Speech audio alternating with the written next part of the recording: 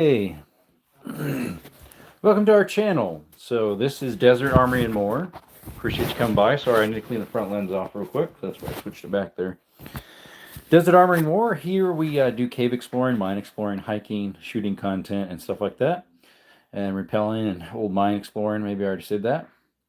Anything and everything in this room is not for sale. It's all for educational purposes only. We have signs throughout the room saying that. I am an adult. And yeah, everything in the past, present, and future of all our lives, nothing is ever for sale. We always follow YouTube guidelines to a T. And anyways, hope you're all doing okay. Having a blessed day so far. We just got done making ourselves some supper, so yeah. Just made ourselves some Oriental food. We got to eat that before it gets hot on us. Or cold, I guess. Let me set you up here real quick. Set you all up real quick, like. Who we got going? Anybody in here? We got one person in here. Welcome, by the way.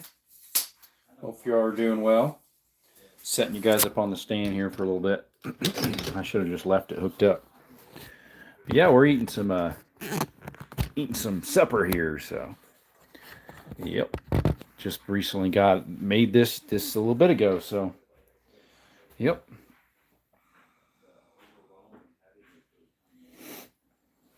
Who's in the chat here, huh? Not bad. Maybe a little salt. Let me go get some salt.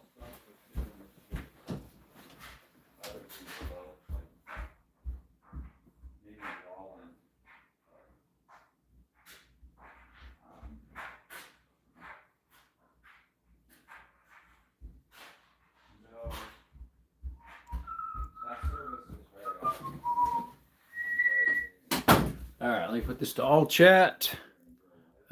Chat, all messages, and shut off the translator. Oh, sorry, guys. Let me get a little poll going for us here. Oops, wrong one. I need to do a poll, not effects. Do a poll. Which? There we go.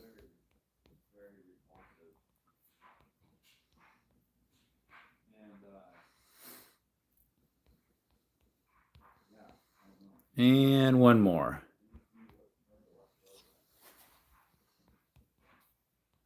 All right, getting the poll started up for you guys. There you go. Let's see. There we go. There we go. Hopefully you guys can see that okay, guys and gals. Yep, we just made this up a little bit ago, so this is our supper for tonight. We got bacon, stir fry mix, and some eggs in here. Stir fries and the mix is the veggies.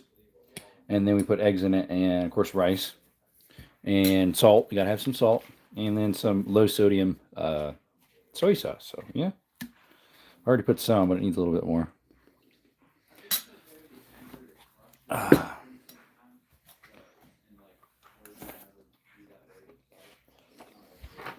Not bad, not bad.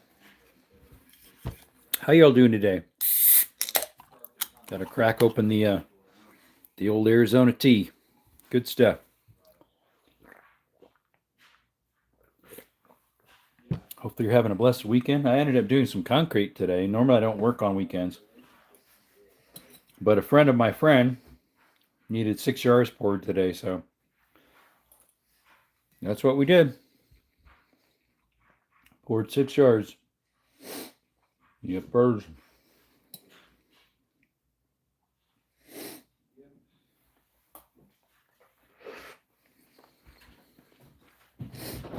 Yeah. Got anything planned for the weekend here? Since the holiday? You guys working tomorrow? I mean, or not tomorrow, Monday? It's a holiday, so I am. I'm doing some fascia boards for a customer.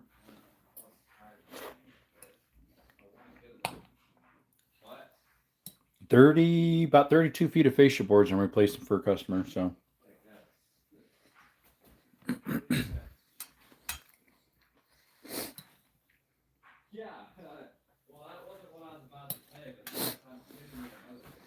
Appreciate you all coming by. So we do cave exploring, mine exploring, hiking, hunting, shooting content, stuff like that. Mine repelling into mines and caves. It's pretty cool. We just did some cliff repelling last weekend. I don't have any content of that yet, though. Been busy. Only about a 9-minute live of repelling down a cliff. Then the signal ran out. If you guys are talking, unfortunately, I can't see the chat. I think it might have shut off or froze. Let me check real quick. I'll be right back.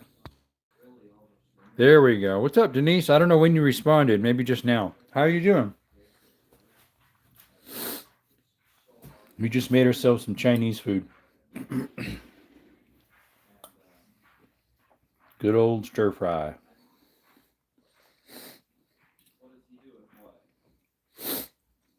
Good, good. Awesome. Got any plans for the weekend? Since it's a holiday?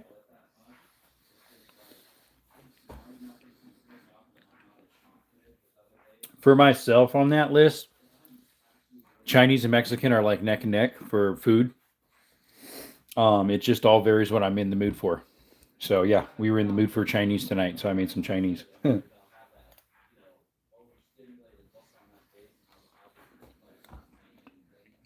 Good old Chinese. Is the chat still frozen? I'll be right back. No, I don't know what that was. It just acts like it's frozen up for some reason. Don't know why. I would like to have like bean sprouts in here too. That would be really good. Might have to go to the Asian store for that. I think we have one Asian store in the little town I'm at. It's actually a bigger town, not quite a city. I'd say it's a town, a big town. Where I'm near, the biggest city or town near me.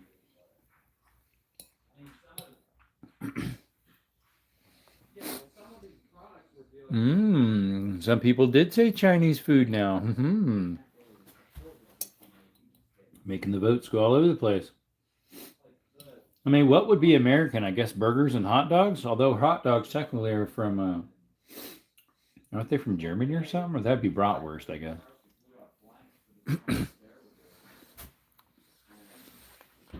Well, how's your day going? I'm worried about you.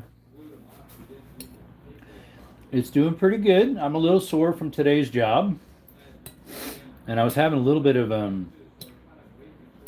what do you call it?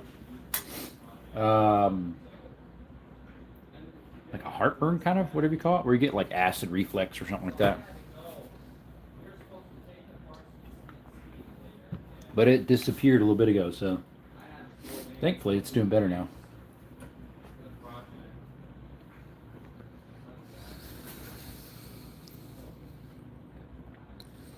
What's up, Gray? Oh, that looks good. I just finished eating myself. How you tasted good? You said you just got done eating yourself. Did it taste good? I would be a little tough, I think. Not enough fat. Yeah, it's stir frying that I made up. All right, Chinese food. So, 2 eggs, 2 slices of bacon, and then we got green beans, a type of snow pea, I think, red peppers, onions, and there might have been something else. Oh, there's a couple celery in there, which I'm not a huge celery person. What's up, Waits? I had Pizza Hut for dinner. There you go. 3 non-alcoholic beers. We got ourselves some Arizona tea. We're not supported by them, but hey, if you want to help us out, Arizona tea. We live in Arizona, although this is made in New York.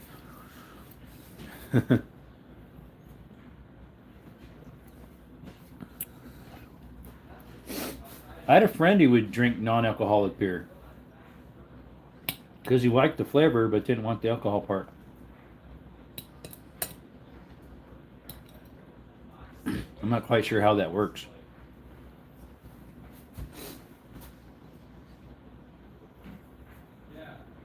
Same way, I guess, caffeinated and uncaffeinated coffee.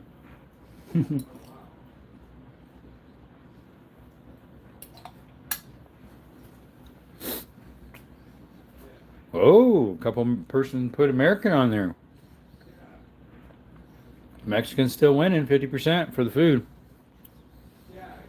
Like a sparkling water. But then doesn't it taste like beer a little bit of some sort? Like same flavor.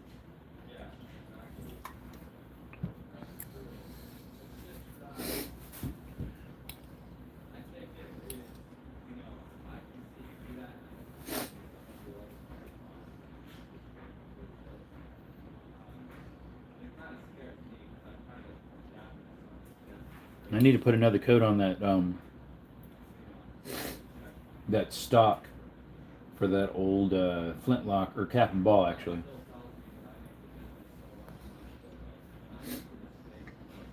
It's looking pretty good with the 2 coats, but it needs more. I'll probably put 3 or 4 on it.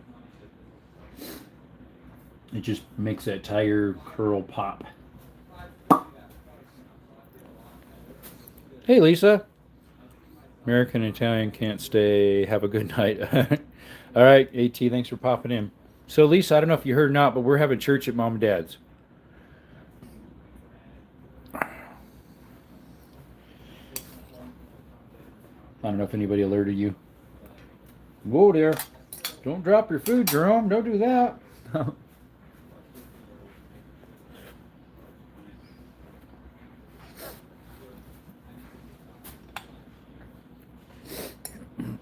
You said it Italian.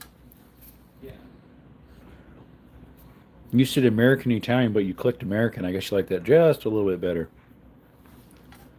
Oh, this is stir fry that I just made up. Cook some rice, some veggies, and bacon and egg in it.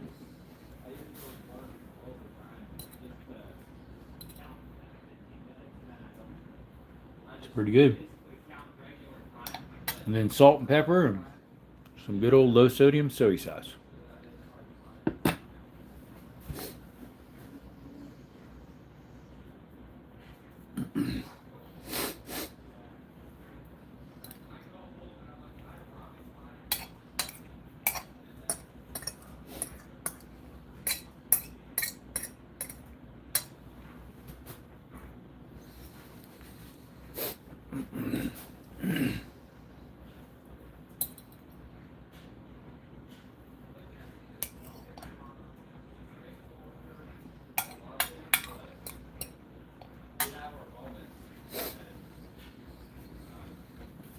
Got a good old tea.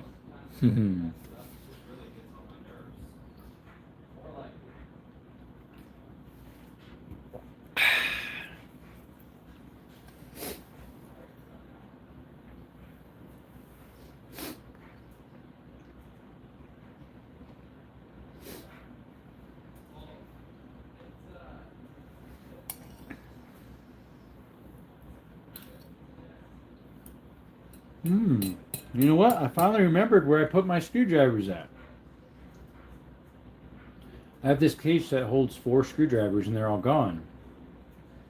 They're in my backpack that I use for rock climbing because I brought them if I needed to fix anything. Last weekend I went rappelling, and so I brought them with me. I went down some cliffs. A cliff. The other one I didn't go down. I started, but I just felt a little bit uneasy about it, so I didn't go.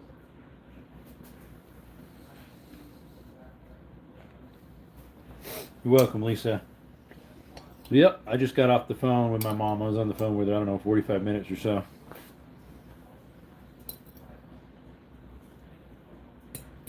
I was starting to cook this up. And cooking tip, guys. If you forgot to take your bacon out of the freezer to thaw out and you need a couple slices out of it, fill up your sink with hot water. Let it sit in there for a couple minutes and you should be able to get 2 or 3 bacon slices off. And then put it back in the fridge and it'll be thawed out in the morning. I've done that a couple times. I just did that today because I forgot to take it out.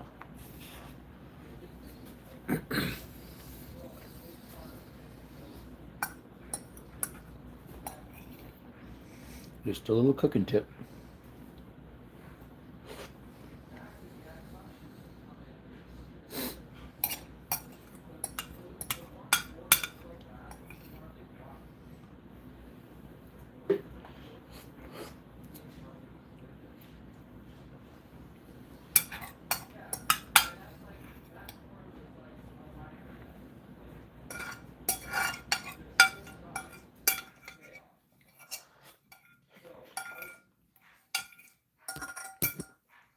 If you hear someone else talking, that's my roommate.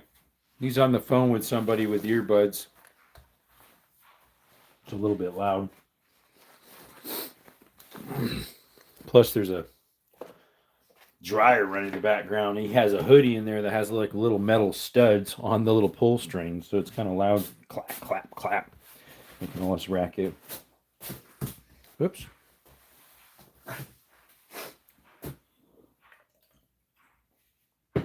All right, we're all done eating now. Let's clean off this stock. This is just a chunk of wood, YouTube. It's nothing in it. It's just a chunk of wood.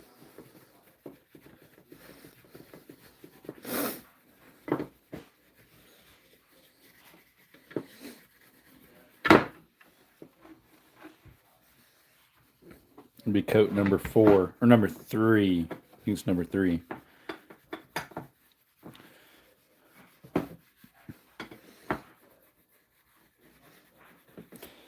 Use yourself some quadruple aught steel wool. So you can tell there's nothing in it. It's gutted out. Totally legal, YouTube. It's gutted out. Nothing's in it. Plus, this is an antique. It's from 1840s. So, yeah.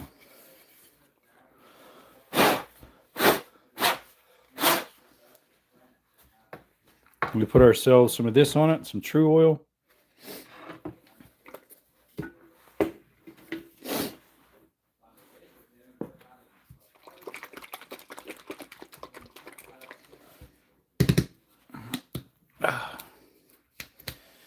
We're doing some small restorations here on a few of my firearms. Of course, this is an antique, so it's just a piece of wood and no steel's even in it, I don't think. There might be a couple screws, but nothing's in it right now.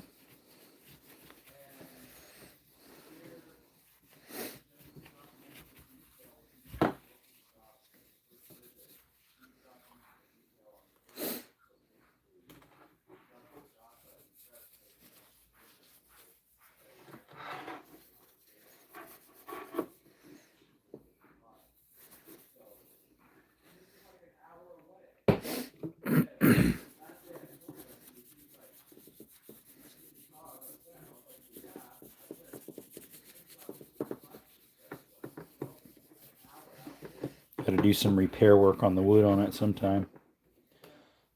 It's not the greatest of shape. Underneath by this tightening area where all the accessories go in.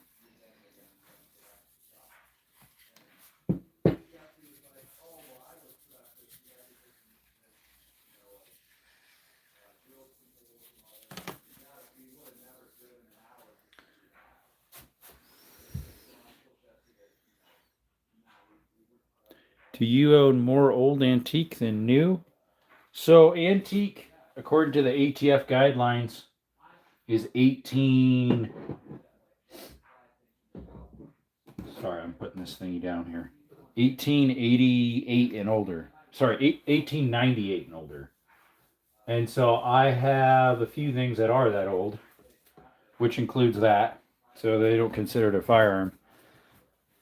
And then I have, let's see, 1, 2, 3, 4, 5, 6, 7 shotguns, and one's a rifle. So that'd be 6 shotguns and a rifle, and then another rifle that's an antique. And then I don't have any pistols that are. I think I have one pistol because that little one right there is not an antique. It's like 1905 or something like that. What's up, Tired Redneck? But I do have one in a case. This one right. Oh, bring the case over for you. This little one right here. That one right there is an antique. That is not a firearm. It's just a chunk of metal and wood. Made in 1860s to 1870. Single shot 410. Which? That stock you saw? No, that's an old antique from 1840s, cap and ball. If you're talking about this thingy right there. That's just the stock. Nothing's in it right now. Oh, that's a little 22, just like that one. This old one I'm working on here, which the barrel's down there. It's just a chunk of steel. It's from 1804. No, sorry, 1840s roughly. I do have a single shot 410. I think it's in my safe, so I don't see it out over here. It's either in my safe or at one time I had it in my car because I went. I had it as a backup if I wanted to do quail, because at the time I was able to do quail. It might be in my safe. I do not know. Let's see, we got a hand guard here we want to do another coat on. I already did quite a few on it already. Alright, we'll flip it around here. I think I did 3 or 4 coats on it already. Oops, got you guys rotated funny. Sorry. There we go. Let's see here. Got to put another coat on this. This is really old looking. I tried cleaning it up. I wanted to preserve the old stuff. Fortunately, it's not turning out the greatest, but because it's definitely darker than the stock, even though I cleaned it off real good. I didn't do any sanding. It is this forearm is not from the same as this wood stock. It's not from the same antique Freedom seed flinger. Buddy, you should have went back for that deadhead skull. LOL. Deer sheds the season. The other day I was in the area. One weekend I was there with my nephews, and the next weekend I was there with my brother. Or a camping trip, a camping / cave exploring with the cavers that I subscribe. That I'm what do you call it with over there? That I am part of a cavers club. It might be back there still. I don't know. It was kind of in a secluded area. It was just really smelly at the time. That's kind of why I didn't take it, as well as I didn't really want to get stuck with two heads if I ended up getting one. If I got stuck with 2 heads and the game warden came by, they'd have some questions for me. Even though you'd know that one's been dead for a while, that old skull, because it was smelly. I had bags to put it in because I, carried bags for some of the stuff I wanted to keep, if so, on the deer. So, okay, there we go. We got a 4th coat, or maybe it's even the 5th. There we go, boys and girls. Trying to think if I should do one more coat on this one here. And I already have, I think, 3 coats on it, and it's pretty good. This is just a piece of wood. What's up, Real Reason? How you doing? J-Rome. Yeah, that's me. J-Rome.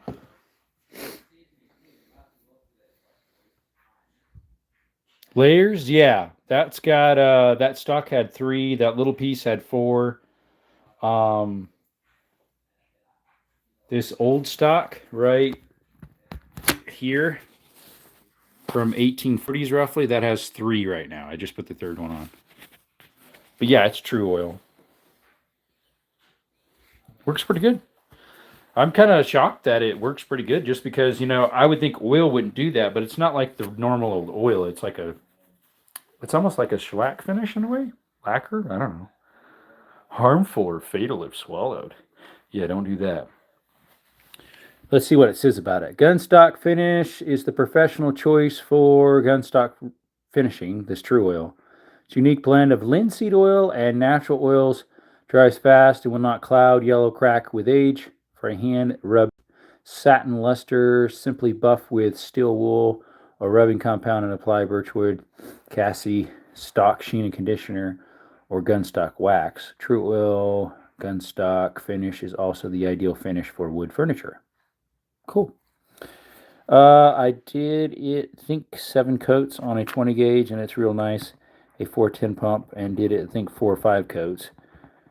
Should have did more. I read if them doing like 12 to 20 on old English guns. I have an old English shotgun. That I don't know. I can't find a maker's mark even on the barrel. I've looked. I do need to do a little more cleaning on it. I have one English shotgun right here. It's early 1900s. I got it from a pawn shop. It shoots real well. It is a F. Williams, if I recall. Sorry, the cameras keep jumping back and forth. F.W. Williams from early 1900s. That's my. All the rest are. That is Belgium. That one's Belgium. This one's Belgium. That one's American. It's got the tiger one in the back too. The tiger stripes. What's up, compliant? And then that one down there is, I can't remember where that one's made. It's an Eclipse, kind of an oddball. And then the one the stock goes to is an American. Chinese in the lead. Oh, it took off. Yeah, we just had some Chinese. I just had Chinese. What else do we have? Oh, well, that's just what we had. Chinese in our tea. Good old tea. Let's see. The old gun makers did it all with a bare finger and spread a drop on an entire stock, very thin layer. Yeah, probably. I don't know if the thinner the layer, the better. I'm not sure. As you saw, I used one of those. It came. My kit came with that cloth. It's kind of like a paper towel, but like blue paper towel, but it's way thicker. Way thicker. And YouTube, look at the sign right there. Nothing's ever for sale. Nope. Educational purposes only. Ooh, the poor Italians ain't getting any love. AT said, I can't stay, but I like American and Italian. And then he left. He must have clicked American. Yeah, we just had some stir fry made up. Yep. I got a half a helping maybe left. Just had some pizza and wings with Chinese. I surely make is usually my go-to. There you go. Chinese usually go-to. Someone else just had pizza too. Who was that? Someone just had pizza. They mentioned that as well. Where's that at? The waiter's experience. I had Pizza Hut for dinner. It was him.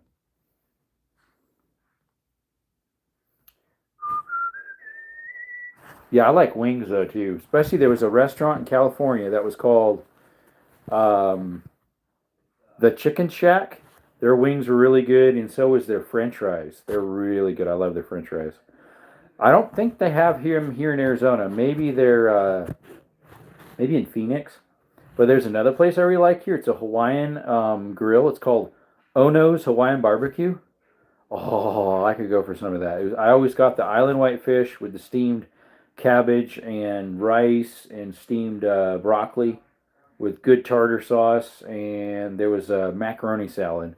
So good. So good. The last time I had it was when my roommate and I went to Charlie Kirk's memorial on the way after we were at his memorial there in Phoenix.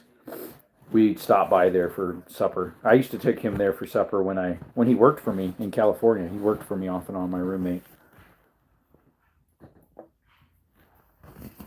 Hawaiian Max Elsa. Oh, it was the bomb, dude. That was so good. Like, it's not overboard of whatever's in it. It's just like, at least at that place, was like the bomb, like you say. It tasted so good.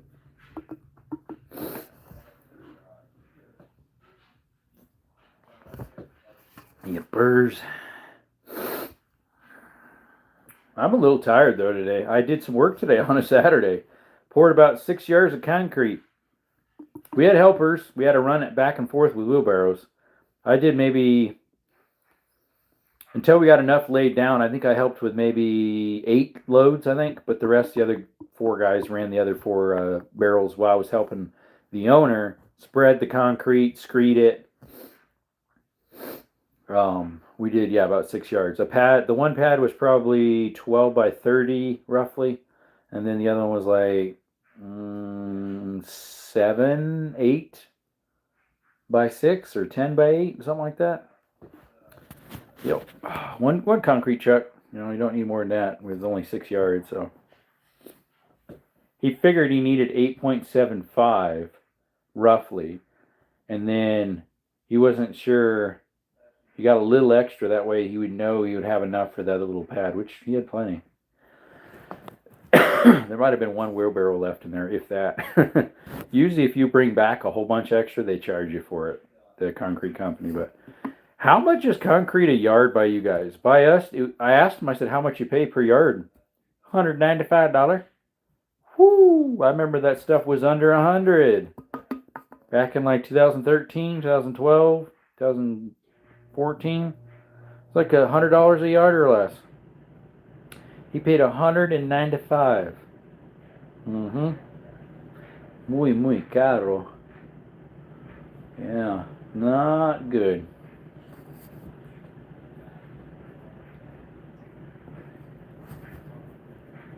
Any plans for the weekend, folks? Since the holiday?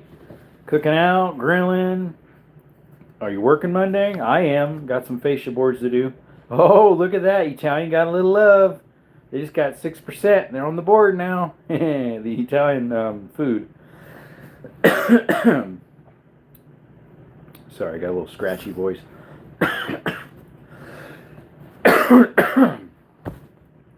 What's up, Carter? Carter Richardson. How are you? Thanks for coming by. Welcome to the channel. We do cave exploring, mine exploring, hiking, shooting content, rappelling into old mines and stuff. Check our channel out. We've got some videos coming up that are of me rappelling down a cliff. I just posted some cave explorations last night. Yeah, last night, part 3. So check it out if you could. Hey, been a bit. How's it going? What's up, Prepper? We're doing awesome. We just got done eating supper on the live. And then I put a third coat of True Oil on the stock of an antique cap and ball. You remember that cap and ball I got? The really old one? You'll subscribe? Awesome, Carter. I really appreciate that. It means a lot. Yeah, we do all sorts of outdoor stuff here. So if you like outdoor stuff, most people do. And then we got gun content on there too. Some people don't like that, so I do have a channel that's just all outdoor. But this is my big channel. We hit 8,000. Hey, we got a giveaway coming up too. So if you subscribe, and definitely if you become a member, if you become a member of the channel for $1.99, you automatically get 1 entry for free. And then if you're in the live when I have the giveaway, which we'll make announcements when it's going to be multiple times, not just one time and you miss it. It's hats, stickers, and t-shirts of our logo, of our channel's logo. So, yeah, got that coming up here hopefully in the near future. Just been so busy, it's hard for me to even think about that when I've got a lot of other stuff on my plate. So, it took us a while to get to 8,000, but I said we'd do a giveaway at 8,000. So, hey, what's up, Robert? I worked for Robert today. Nice. Can't wait to see the finishing work on it. Yeah, here it is right here. So this is after 3 coats. I took everything off except the repair there, which I do need to do some more repair in there as well because there's a crack down in there. I need to shove in some sealant and whatnot. And then that screw hole there stripped out, and so I need to put something in there and then re-drill it. You ever ran into a bear before? I have. Thankfully, it didn't hurt me. And this is another shotgun I've been working on off and on. I'm waiting for bluing for it. I got to pick up some bluing. I got to do little repairs around here too. There's some cracks right there that I need to put some glue in and there. Clamp her down good. But yeah, I have ran into a bear one time when I was hiking. Here in southern Arizona, my doggy and I were hiking down by Green Valley. And the peak over there is called, well, that area is called Madera Canyon. It's Mount Wrightson. And I stopped to give my doggy some water, and he looks across the creek, perks up his ears, and the dog looks at us. I mean, the bear looks at us too. He was all mauling around, eating worms and stuff. And I was like, okay, at least I'm packing. I had a 9mm on me at the time with higher powers, just in case, and a can of bear spray. I had a big can of bear spray, so just in case. But he just went back to chewing around, eating all his goodies. A little bit later, towards the end of the trail where I wanted to quit by an old mine, there's a coati Monday, or Monday coati, however they're pronounced. It was looked pretty cool. I had never seen one of those. A coati Monday. Yeah, pretty cool looking. He just was lapping up at the water out of the creek that was coming out of the mine, with his eyes looking up at us. Oh, he's licking. He looks so cute. I got some pictures of him somewhere. I don't know if I posted those because that was last May, and so it was a whole year ago. And I didn't have my channel yet. I had a channel, but I didn't post anything until July. Is there some kind of bear? I forget what type of bear that was. I think it was a brown bear. I'm not sure though. Could have been a black bear. I'm not sure what type it was. He wasn't very big. I don't know if it was a he or she, not sure. He just was minding his own business, left us alone. Thankfully.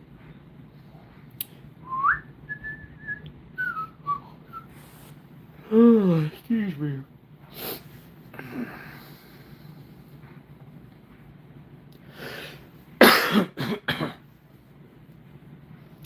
The other animal you were talking about. Oh, no, it's not a type of bear. A Coati-Mundi is kind of like a raccoon, cat-like kind of. It's got a long, skinny tail that's striped. Its body's striped, kind of like a raccoon. But it's a different shape. Its body's bigger than a raccoon. It almost kind of looks like an anteater with fur in a way. I don't know what family it's in. Probably the coon family.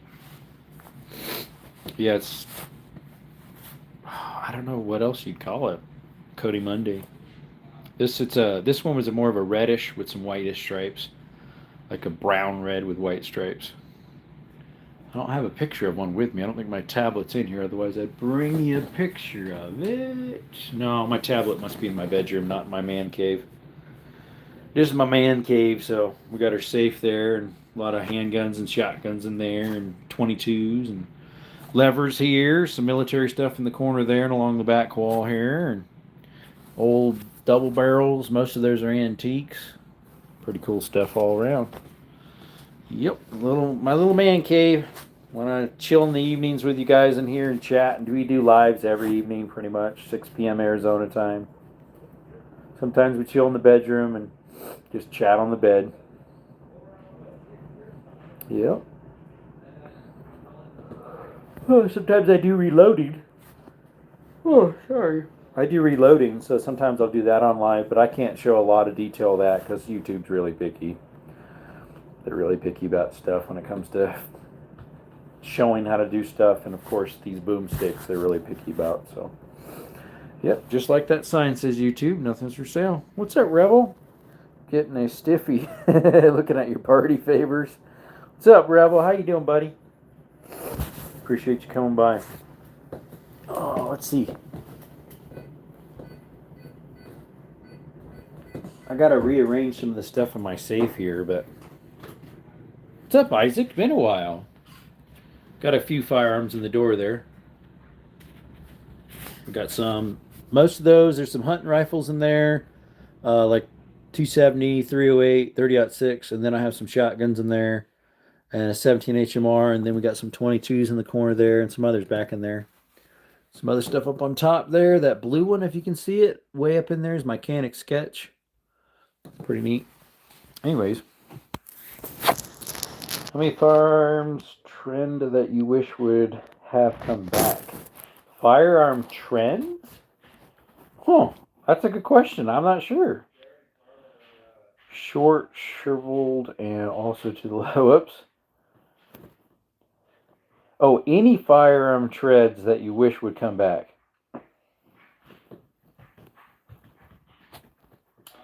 I'm not sure. Huh, that's a good question. Well, I remember your picture and I remember your name. I remember your face is like halfway on that thing. Need a Mossberg 590 A1. What's up, Ian? I do have a Remington 12, or no. I have a Winchester 1200, a Weatherby 20 gauge. I don't remember what that model is. And then I have a Sears and Roebuck that looks like a Winchester 1100, 1200. And their pump. I don't have a Remington pump. Mine's a Winchester pump. It's a 1200. It's in there in that safe. Then I have a lot of double barrels, old double barrels. Yep, it's a Winchester. Model 1200. It's probably from the 60s, I think, maybe 70s. Probably 60s. Somewhere around there. 60s, 70s. Works pretty good. I've tried it a few times. It's definitely a lot stiffer than my Sears and Roebuck that's made by Winchester. It's a model 1200 or 1100. It's pretty much the same as, or 1300 possibly. Yep, we got lots of side-by-side double barrels. We've got right over here. So that one on top is American made. The one second from the top is Belgium. The next one down is Belgium. The second from the bottom is from England. And then that far bottom one is a 10 gauge made in Belgium. And then that one, the sock, is a 10 gauge from 1960. It's a Beretta Silverhawk. And then that other double barrel right there is a Zastava 16 gauge M75, I think, 78, forget. Made in the 50s. And then I've got one I'm working on. Here's the stock for it. That's the forearm grip, and these are some of the stuff I need a blue in this bag here. That's an old Kentucky rifle from 1840s I'm working on. And then we got another one down here on the floor. I can't remember where that one's made. That's an Eclipse. I'm slowly got parts together to make that one. It's multiple firearms. Well, technically it's not a firearm because it's an antique, so. What make is the British one? It's a Williams. It's an English one. F.W. Williams, I believe. Or F. Williams, yeah. F. Williams. It's one of my nicest ones, not counting the one that's in there, but that's from the 60s. Excuse me. This one's an American one. I need to find the little metal piece right there that's missing for the forearm. And then it's a little bit tight when you go to open it, so I might need a little bit of work on it, but pretty cool. All of them got spring-assisted ejectors. No, they just have the ejector that pushes them out, and you have to manually pull them out. Even that Beretta Silverhawk from 1960, that's in that sock over there, it doesn't have it either. They're not spring-assist. They're just, when you crack it open, it shoves them far enough so you can grab them out. That little slide. Yeah, they're not spring-assist. Nope.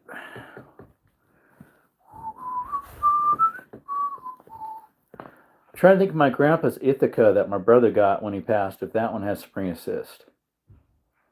I'm not sure. I don't think it does either. That one, probably only about 5% of the finish is still on it. It's in pretty rough shape. I don't even know where he got it.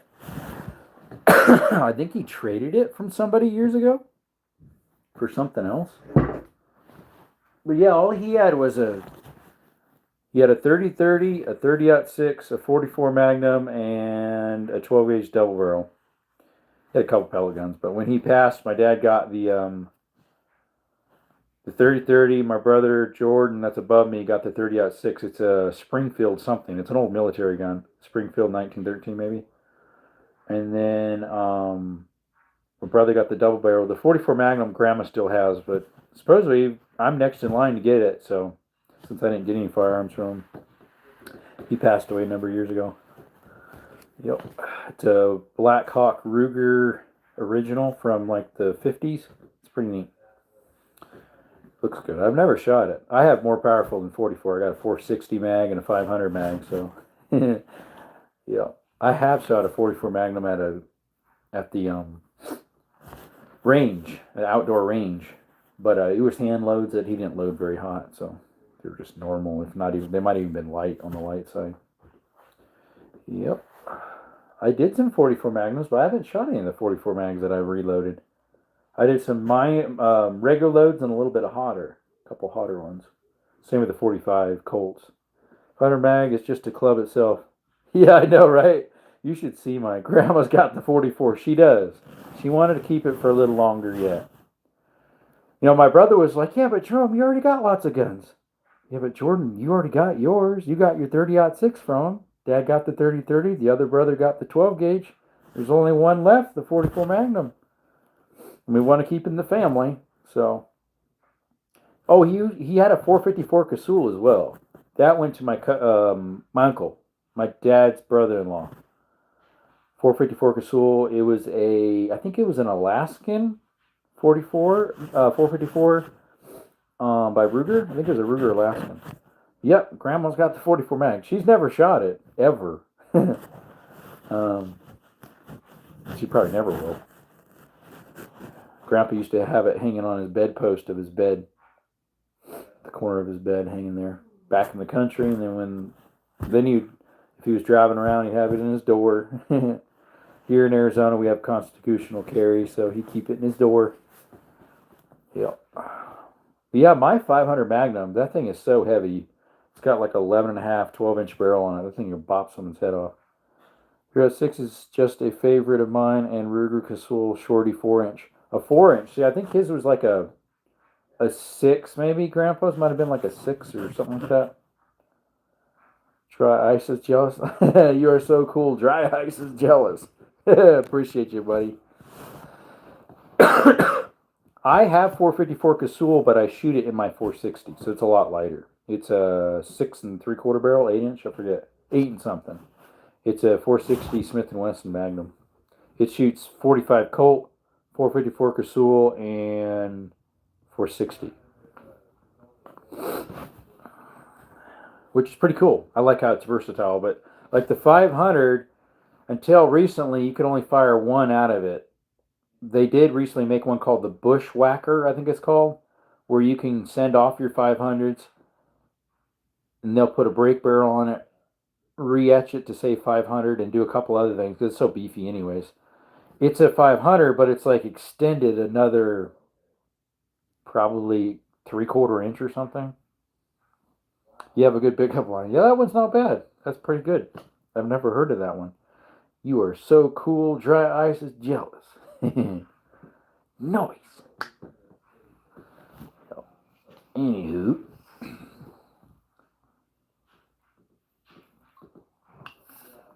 We called our tea. Arizona tea.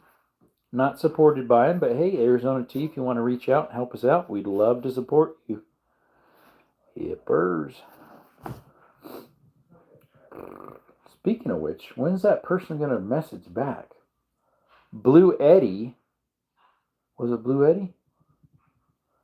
Yeah, Blue Eddie, the portable power pack, wanted me to make some videos about their items and they would pay me.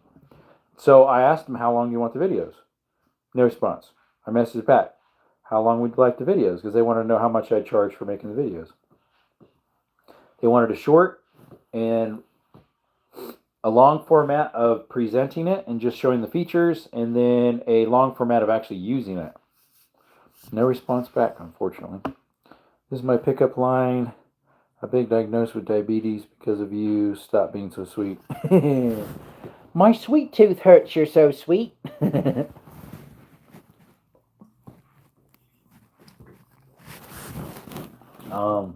I got to do a couple videos for a couple people that sent me stuff recently. One's a electrical outlet tester. See, I do handyman stuff, and sometimes I post some of that too. And so they wanted to know if I could test out something for them for their channel, and I got it in 2-3 days ago. So I got to make a video of that. I got to make a video of a water filtration system that they sent me, another company. Ian says Frederick Williams of London, 1912 to 1918, quality firearms. Okay, yeah, I figured it was around early 1900s. I figured it was somewhere around there. Because I bought that from a pawn shop, and I did have it registered to my name, so they considered it new enough it needed registered. They didn't make it that many years. Wow. Only, what was it, 6 years? 12, 13, 14, 15, 16, 17, 18, yeah. 6 years.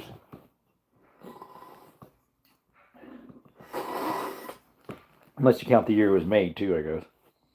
It's decent shape. I'm going to leave that one original, other than I might put some wood conditioner on the stock or something. But I shoot out of that one, even though it's newer, it should be able to handle modern powders if they're like low recoil or something.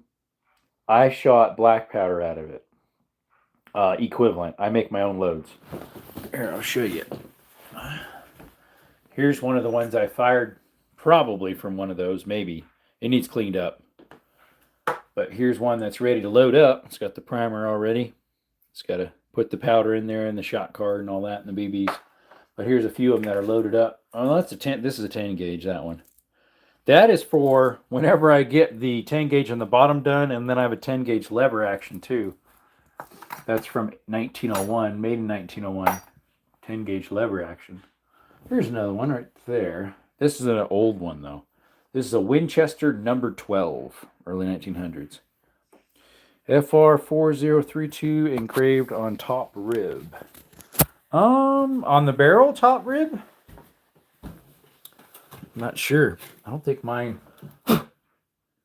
Mine says laminated steel. That's all mine says on top of it. And then there's some engravings. And I'm not touching anything, YouTube. I'm just looking at it. It does have some numbers underneath the barrel when you remove it. I'll screenshot that. Maybe I already did. That way I can look it up later. Anyways. My dad has a nice revolver, pretty heavy, not sure brand. Also says stamped underneath the barrel. That's probably where mine is. Probably where mine is. Here. Sit you guys. Whoa there. Off the sand. Sit you guys right there for now.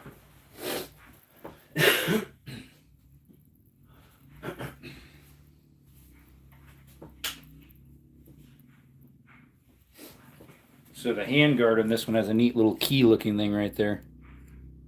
Pretty neat.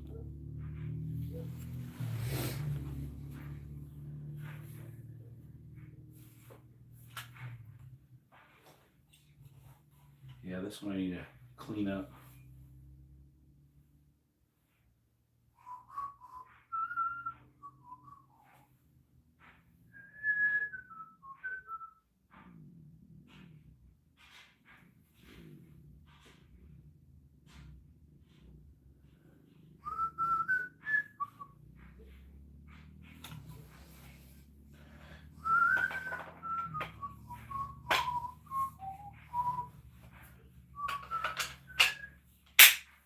Nothing of the sort.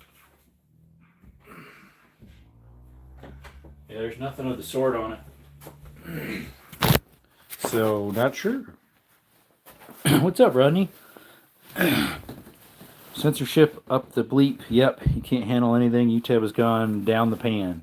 Oh, it's been that way for a while. Somebody offed themselves on a live with a firearm. And so they made it so you couldn't touch anything on live that's a firearm. Thing is, I have seen multiple people do it. There was one guy literally had a loaded mag he was putting in and out of an AR while he's talking. And he had like 3,000 or 4,000 subscribers, so he possibly could have been monetized.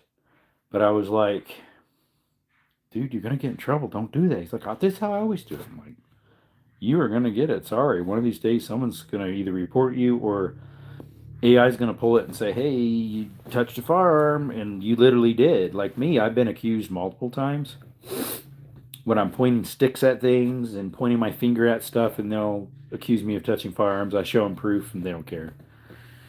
Yep, it's weird.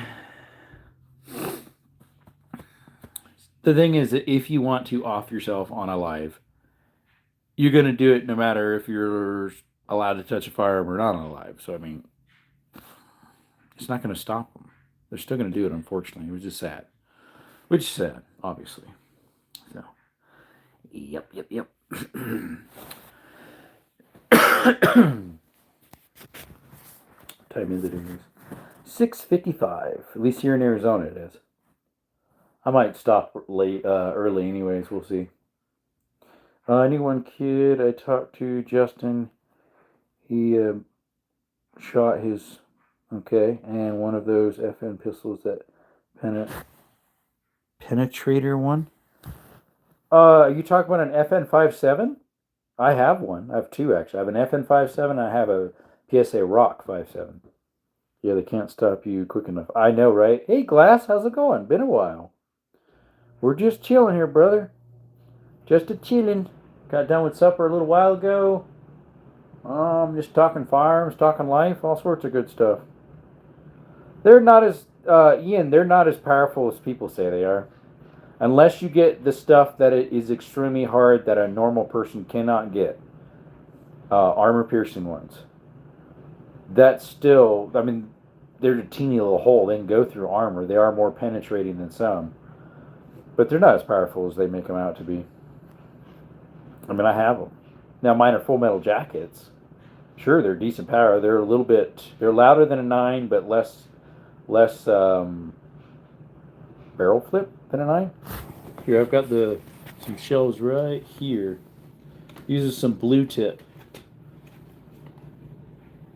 FN branding. Right here. FN57. These are probably the coolest ones I have, although I have some defense round ones. I need to get some loading dies for these because I have the projectiles now to make some. Yeah, I've seen the ballistics. It was all hype. Yeah, I know, right?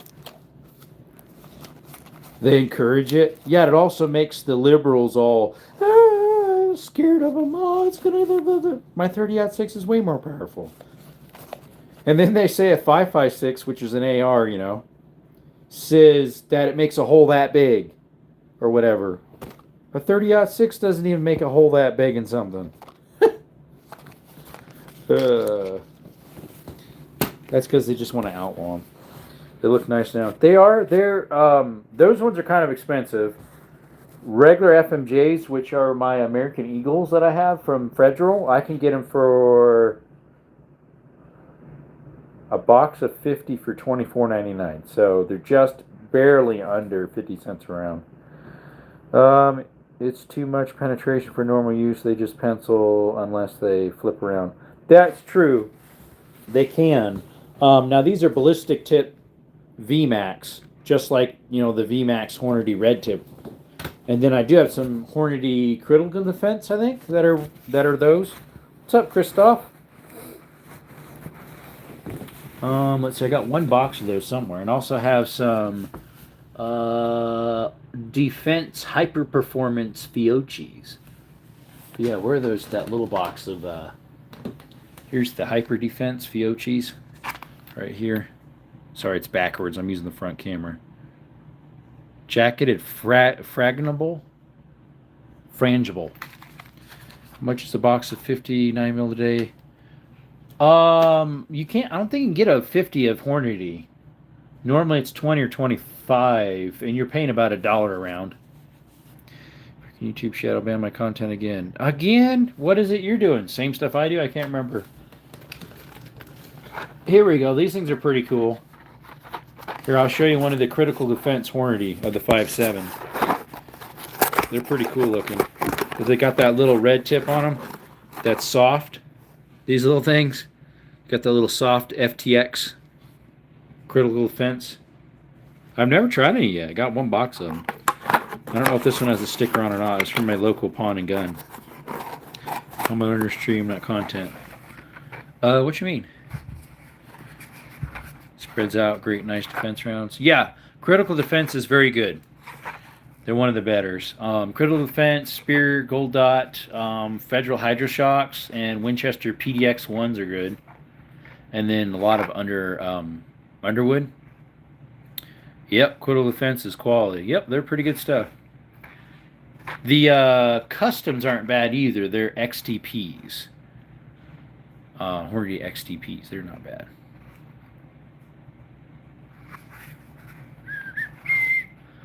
This is a box of 25 of them. I think I paid maybe 70 cents around for these. The Hornady XTP or FTX critical defense for the 5.7. It might have been $1.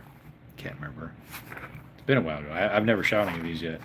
They go 1,810 feet per second. Doesn't have the muzzleloader energy for use in handguns only. So the PS90, is that considered a handgun? Mentioned 9mm just now, and YouTube deleted my comment. Yep, that's exactly what they do. It worked good for Eon, though. Ian had his. That one went through. He put 9mm and it went through. It's YouTube. They're shadowing all our content like that. Yeah, it's weird. Alright, what we got? Slim looking pistol. I bet they're comfy to carry the FN. The FN, I've never carried the FN or my PSA Rock. That's the only PSA I own, actually. The FN is definitely lighter because a lot of the top slide is plastic. Ergonomics, they definitely are different. They both feel fine. The PSA Rock, I've only shot like 2 magfuls through it, so I haven't shot it much. The FN 5.7, I've probably shot through probably 200-300 rounds myself, and then my nephews probably have shot about that many through it too, 200-300. What's up, Gray? You comments shadow ban, comments disappear. They do, yeah. what'll happen is if you'll maybe, if YouTube doesn't like it, they'll remove it right away, or they'll like it won't be there. Like if you scroll to the next live and then come back to this one, it'll be totally gone. It's weird. I don't know why, but yeah, I got the 5.7. Wow, let me unlock my. Oh, it is unlocked already. I got the 5.7 right. Let's see. Do I have both of them out? I think only one's out right now. Right there, that tan one right there with the bigger mag on it. It's a 30 something rounder, I think. Normally they came with like a 22. That's an FN right there. 5.7. Gen 2. The PSA Rock, I think, is in the case that's inside there. Inside the safe, there's a case in there. It's got one. Got the case in there, yep.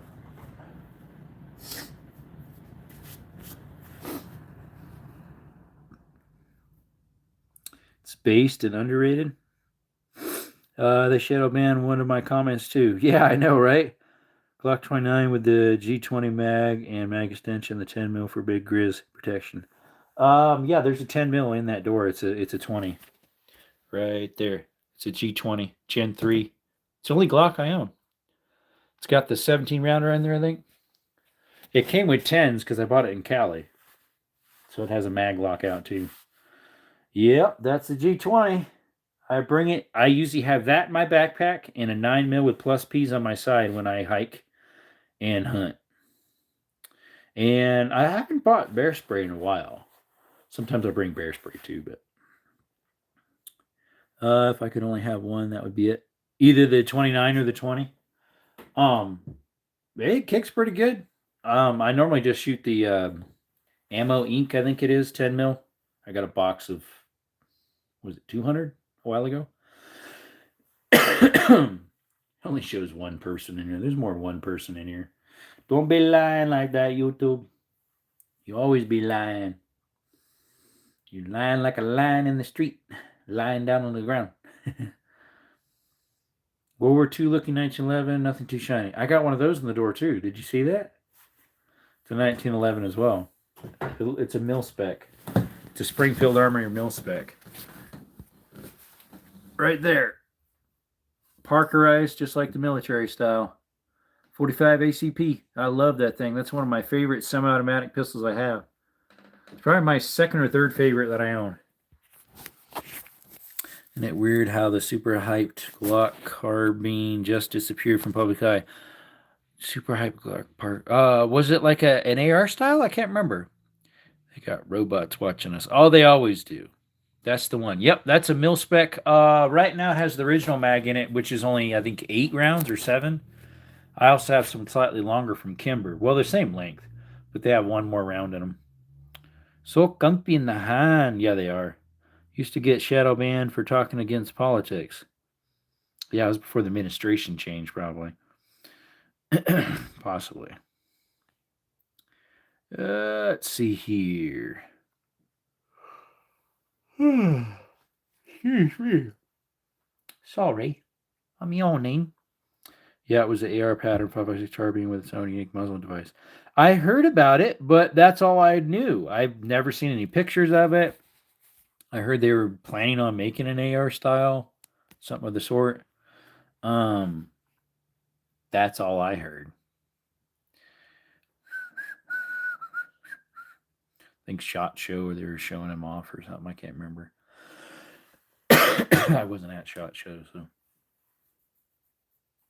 A unique muzzle device. So you talk about a husher, so it's quieter, that type, a husher.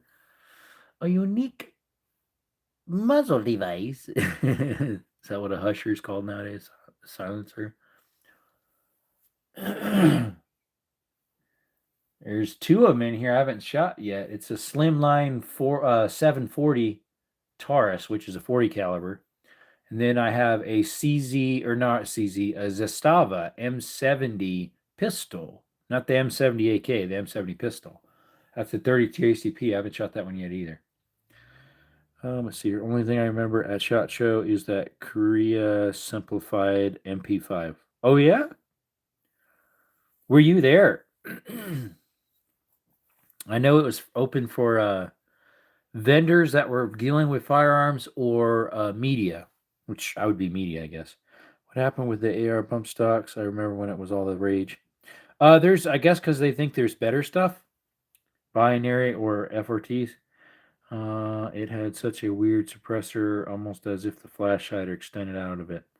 Interesting. I didn't hear about that.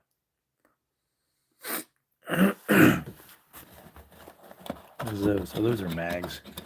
Got a stash of them down there. Are they all for the 22? Yeah, sure enough. They're all for that one little antique. Well, it's not quite antique. No, I wasn't there. I saw the video on TFB TV. Oh, okay.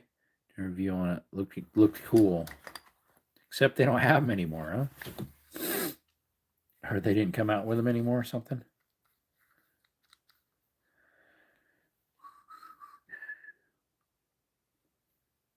I didn't realize I had that many mags for this thingy.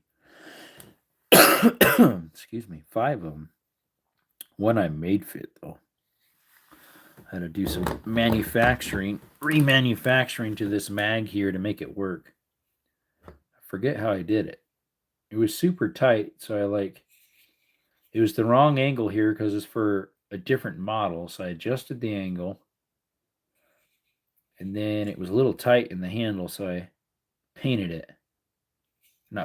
filed it with some files to make it skinnier so it fit in the handle better. It's an older firearm from Italy that's hard to find parts for. It's called a Rigarmi Beresca. I think FRTs took the place of bump stocks. Yeah, they did, definitely. I mean, it's the same idea. That forces your finger to go in and out, a bump stock, and so is an FRT. And YouTube, there was more than 0 people in the chat. So quit saying there's nobody in here. I mean, I guess Christoph and Isaac are ghosts, like from Pac-Man or something. There's more than just 0 people in here, YouTube. And there's more than 1 as well. Now it says 1. 1 person. Yeah, it's a 22. A Rigarmi 22 early model. So it's a 1957 early. They have a later one that parts are easier to find. The harder one to find parts for is the early model. That's what I got. First firearm I ever bought, for a pistol. Swap meet.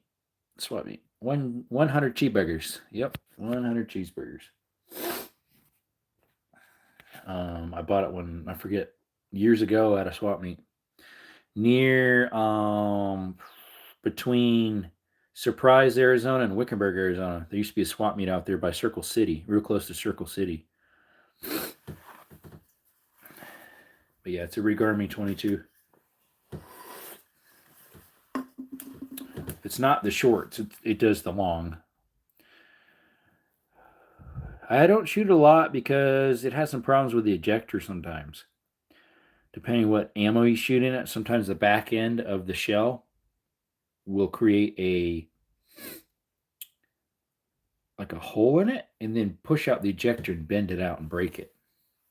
So I've built a ejector before. I've gotten different slides that had the ejector in it. So I've slowly building up extra of it just in case whenever it breaks again, I got a couple of them. YouTube hates anyone who won't regurgitate media propaganda. Yep. Or do dumb stuff that makes them lots of money. The thing is, if they would push our content, they would make more money. They used to push my content. No, they quit like 5 months ago. About when YouTube AI kicked in, the AI Gemini. And YouTube, there's more than 1 person on here. I'm going to check something. Actually, it said no people. I'll be right back. Do a refresh, see if that helps. Nope, it says 0 people in here still. That's weird.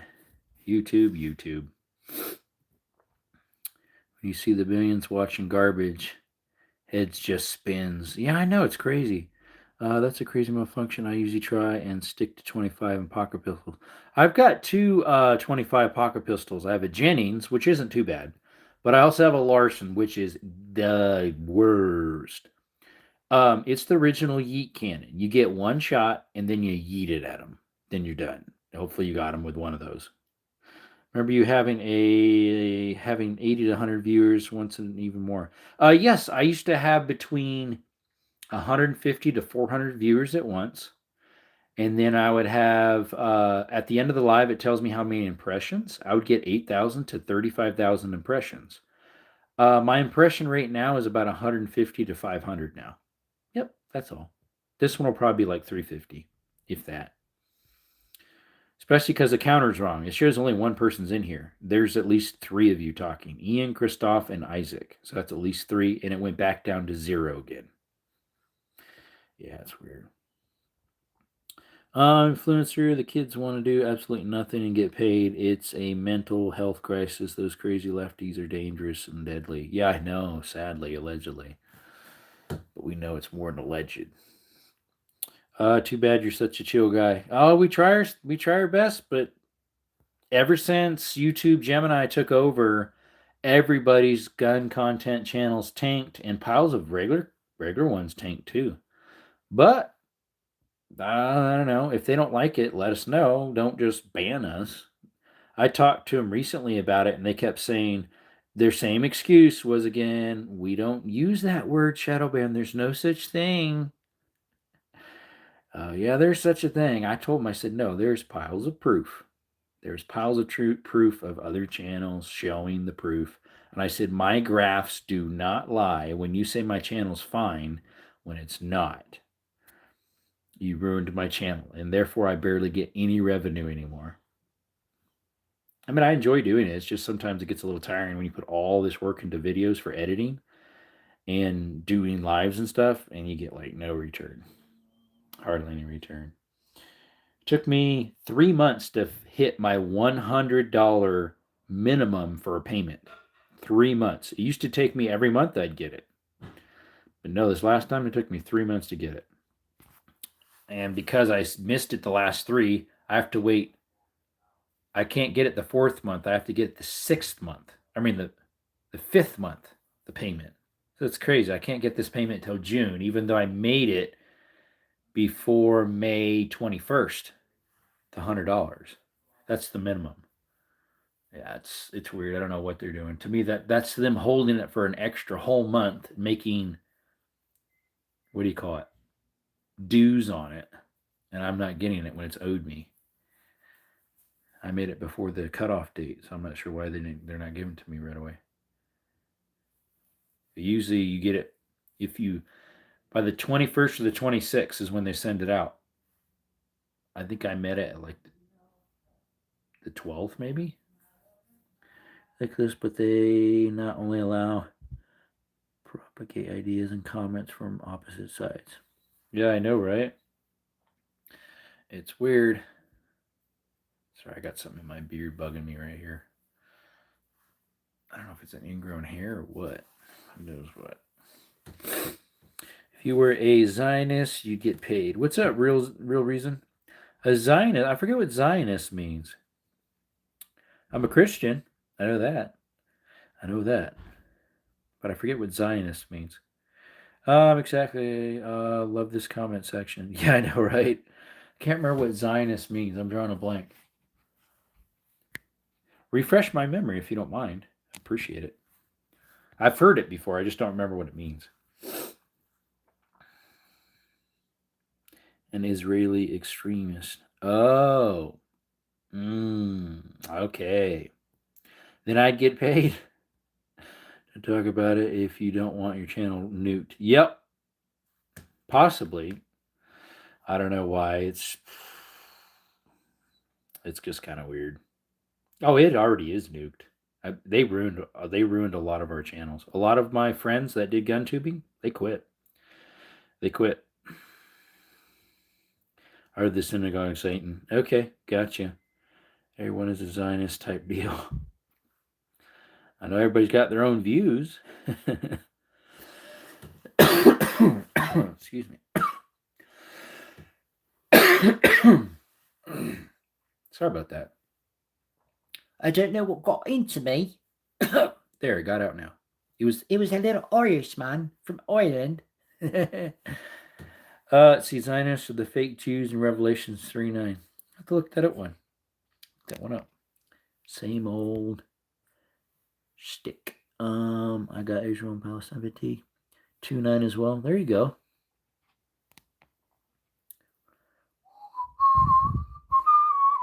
Italian got a couple more votes. Good for them. For Italian food. Ian, I completely agree with you. Chinese 26%, Mexican 39%, American 22%, and Italian food 13%. Still losing, but hey, it's getting up there. Slowly but surely. Only 23 votes, but there's 18 thumbs up. Excuse me. Why is votes higher than the thumbs up? If you take the time to click that, take the time to double tap the screen for a thumbs up, right? Hey, what's up, Zero? Voted Mexican, but had Japanese sushi for dinner. Yeah, I don't have that on there. I don't have enough room. You can only fit 4 at a time. So, how you doing, Zero? Got any plans for the weekend? Since it's a holiday, Memorial Day weekend.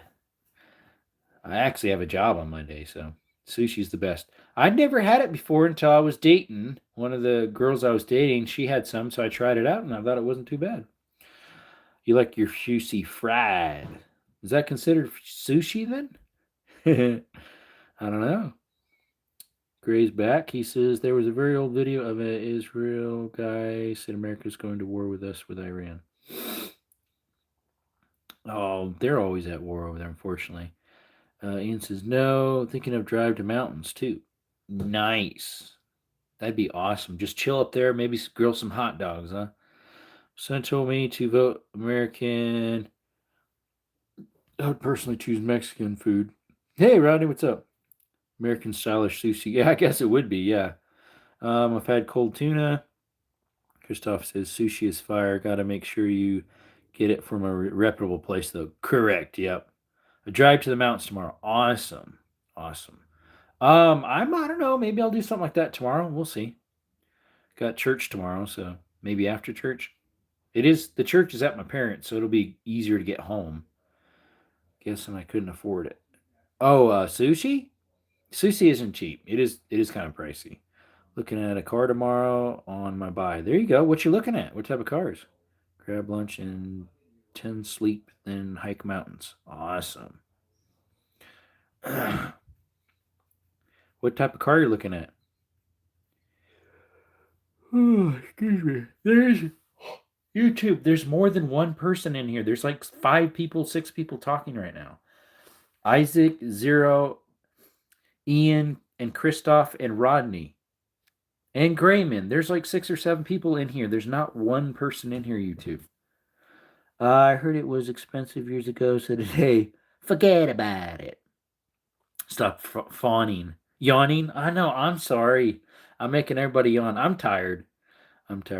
He's like, hey. Yeah, I know, right? It only shows 2 people in here. There's like 6 of you talking right now. YouTube, stop lying. And Isan, okay. Uh-oh. Hopefully it's not the bad ones. There's some that are bad. They have bad transmission, some of them. He's going to sleep well. I hope. I did some concrete today. Poured some slabs. It's like 4:20 a.m. here. Oh, yeah? I see one with 5 chat. It shows 3 now, and there's at least 5 or 6 of you guys in here. I mean, just right there, there's 4. Zero, Christoph, Ian, and Isaac. I haven't had a good night's sleep since 98. Is that when you got married and had children? That's after you're not single anymore? Hey, I hear they say it's worth it, though. Good night's sleep. What is that? Yeah, a good night's sleep. What's that, man? Never heard of that one. I haven't heard that since the Coon's age.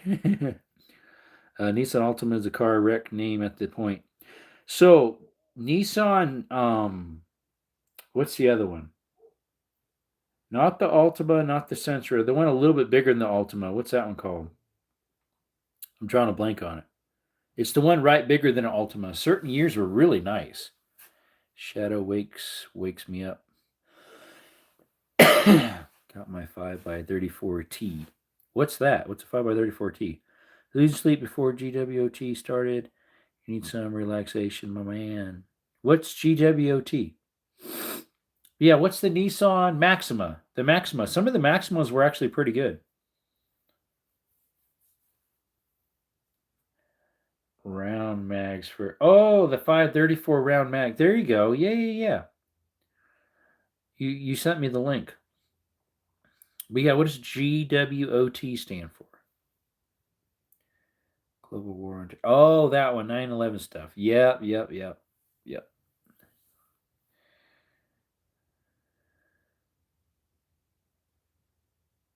I was when 9/11 happened. I was 11. I was 11 years old. Is that what price you got them for, Zero? Or was it more expensive than that? I can't remember because that seems pretty cheap for 34 round. And did they work well? I know some of those don't work the greatest. Cheaper stuff. Of a drum on a G18C. That would be nice if you had one. It would be nice to have an 18C. Most people can't get them. They're kind of rare and they take special licensing to get usually. Yep. Si, senor. I have a drum. Yeah, brr, brr. I have a drum for my SKS. It's not installed right now. Right now, the banana clip is installed, even though it's a magazine. They just call them banana clips, even though it's not. It's got a 25 rounder, I think, that one. Metal. Burp, burp. Yep. But the drum I have is like a 72 rounder. Class 2 firearm, still from a Class 3 dealer. Which 9/11 happened live in my 5th grade history class. 5th grade. That's about what grade I was in, dude. I was about 5th grade too. I was homeschooled. Right now, Ian, I don't know about for those, but for other stuff, it doesn't cost anything, like SBRs and SBSs and suppressors. You just need to file the paperwork, and it takes like a week or two to come in now instead of years or months. I was actually folding napkins when we heard about. What's up, Rogue? You seen that specialized 6.5 handgun ammo that can pierce BMP armor? Is that the one that is a what is it? A 9mm neck down to 6.5 or something? Yeah, it's something. I've heard that there's a certain one, yeah, that could go through that. Almost the same age. Yeah, I was born in 1990. My birthday's in like half a month. I was in Qatar 9/11. Okay, you're 36. I'll be 36 in a couple days. Yeah, the CBJ a Sobe. I'm drawing like how to pronounce that. I know what you're talking about. I have a beautiful Parker and Hale 8-inch suppressor for 223. Nice. CBJ, is that what it was called? Yeah. And it's a 9mm case, if I recall. The Sabo. There we go, Sabo. I'm early 30s. Yeah, I'll be 36 next month. June 13th is my birthday. Happy early birthday. I don't know what I'll do this year. Last year, if I recall, I acquired a firearm. You turned 26. I'm 25, turned 26. Okay. I forget which one I bought, though. I'd have to look into my records. I know what I bought for Christmas. I bought myself a 9mm Desert Eagle. Always the oldest, 57. Yeah, right now you are until Russell pops in. Russell's older than that. He was born in 1961, so he's 64, 62, 63, something like that. 63, 64. Old but gold. Yep. Yeah, amen. Yeah, Russell's not in here right now. He's the oldest. He might have messaged me to see Russell Clausen. He's from Canada. Let's see. Glock Boy just went live. No, he didn't message me. Hold this RQ UNC status. What's that? My mom's gone, but dad's still here. He was born in 1941. So my grandpa, he passed a couple years ago. He was born in 34, and my grandma, she almost passed a couple days ago. She had a really bad stroke. She was born in 44. Making peach pie in microwave. What? Peach pie in a microwave? UNC means unk, slang used for old people as a joke. Hold this RQ unk status. Yeah, I am an uncle. I've got a lot of nieces and nephews. I probably have 15 nephews and like 6 or 7 nieces. You prefer the oven? Yeah, put it in the oven. It's gonna warm up the whole house. I can't do that. It's a Marie Callender's. They're still around? I think the restaurants are closed down, but I don't know about the. I guess their pies aren't, huh?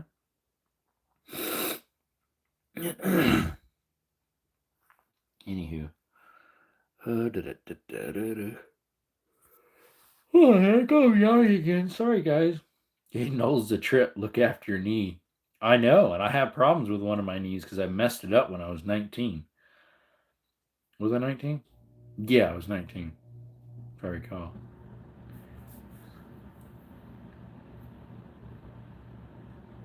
Yeah. I tore my meniscus and snapped the ACL in my left knee. Went through surgery on it. I got a pin in there and some screws. They used my hamstring as the new ACL when they took out the old stuff. Cut out the torn meniscus. But today, this morning, it was bugging me, and yesterday while I was working, it was bugging me. Sometimes it'll kind of shift around there and hurt. Knees are important if you want to move. Yeah, right. If you don't want to move, well then amputee, huh? Be like that one guy on YouTube. I think he's an army vet or something. Some for a vet maybe. He's missing both legs. He walks around no problem on his little prosthetics, and he'll make jokes out of them, put different attachments on them. The other day, the attachments he put on looked like deer hooves that were really big. So he was walking around in the sand. It looked cool. Christoph says old people on the right can drink a beer and not get absolutely hammered. Right, I guess. Some brave folk out there. Yes, sir.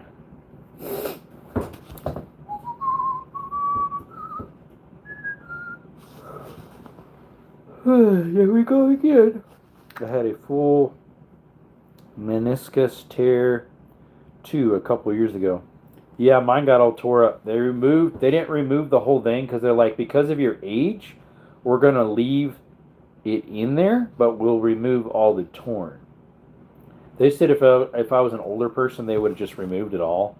But they said since you're only 19, we'll go ahead and leave the non-torn in there. It happened at a Bible school of all places when I was playing volleyball. Hear the aircon kicking in. Yep, yeah, you heard it. That's the Acon. Yep, aircon. Just turned on. Yep. Got to keep it cool. Which the rooms stay cooler because they're kind of all enclosed versus the living room kitchen doesn't stay as cool. Yeah, I have it set at like 78. Sun's coming up and I'm still here. Uh-oh. Did you even get any sleep in, Christoph? Over there in the UK, right? Smells like peach pie. I'll take some peach pie with some vanilla ice cream on it. Can I have some? Come on, man. My birthday's coming up. Be nice. Help a brother out. Help a brother out.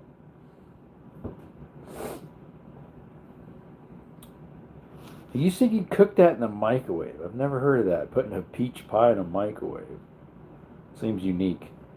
Aircon, I could take the heat as a kid, but today I don't like it over 70. Marie Callender's right. I'm from Hungary. I learned English from gun videos. Oh, Hungary. Okay, cool. Because I know, like, I have some people from UK, but I guess they would be about 3 o'clock right now, some subscribers. Albertsons, okay. We don't have one where I live. We have a Safeway, which is owned by Albertsons, but there's some Albertsons in Tucson. There's not one here in Sierra Vista near me. Yep. Vaughn, Safeway, and Albertsons. Oh, they're owned by each other. Vaughn's is pretty much identical to Safeway. I haven't been to Albertsons in forever.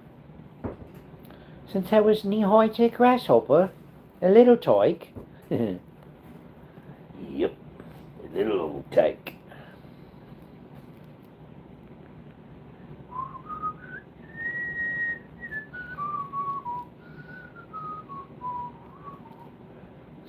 My nose is getting runny for some reason. I don't know why. It's getting all plugged up. That's probably why I've been sneezing and yawning today. Well, today I was sneezing quite a bit. Night, friends. God bless you all. Keep building the kingdom. Amen, Rodney. It would be my turn to preach this Sunday, but we rearranged some stuff, so actually it'll be the following Sunday. Have you ever been to Europe? I have not. Learning English through gun videos must make you some type of honorary American. I know, right? America. Cannons going off. Eagle screeching. That'd be fireworks, not a cannon. Good night, Rodney. Yep.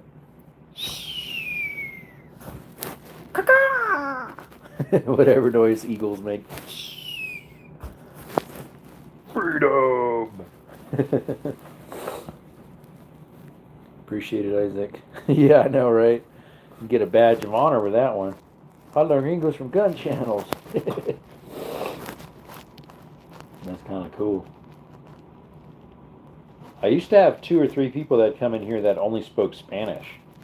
So it was kind of nice because I could practice my Spanish. It was nice. But I haven't seen them in ages. I think one popped on a couple months ago. They haven't been back yet, so I don't know what happened. The one fella knows English and Spanish. His name is Jorge. He moved to the States recently. To California, I think. LA. Like of all places, and he loves firearms. He even had a full auto AK over there in Mexico. Can't have those here, especially in California. I mean, you can with the right paperwork, but I don't know about in California. I don't think so. But in Arizona, you can. Just gotta have the right paperwork. Yep. Yep. There we go again. That great eagle noise, beginning of westerns. Yep. Remember Jeremiah Johnson, 1979, I think. Rob Redfield with a movie. What a movie.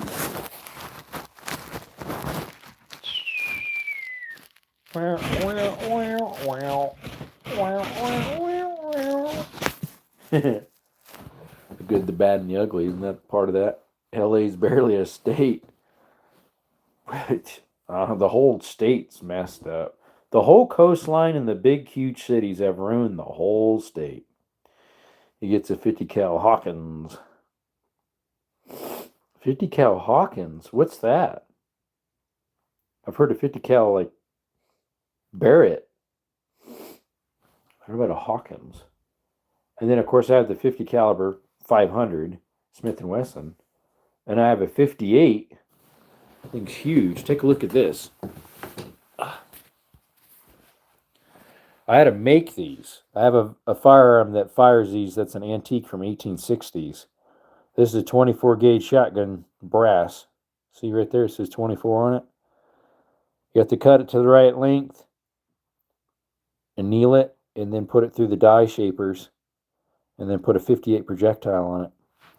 It belongs to this right here, 577 Schneider, from Nepal, made by Lee Enfield, 1860s.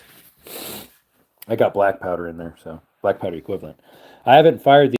They have a couple little bumps in them from case sizing them, but they'll flatten out once you fire them in the firearm. Though I'm Hungarian, I know California is actually pronounced California. Yep. Let's see here. Okay, put some bunny tracks on my pie. What? Bunny tracks? Oh, bunny tracks. Ice cream. At 50 so big, it'll leave you looking like Stephen Hawking. Oh, is that what he meant? Hawking, correct spelling, 1820s. At 50 Hawking? I haven't heard about that. This is a 58.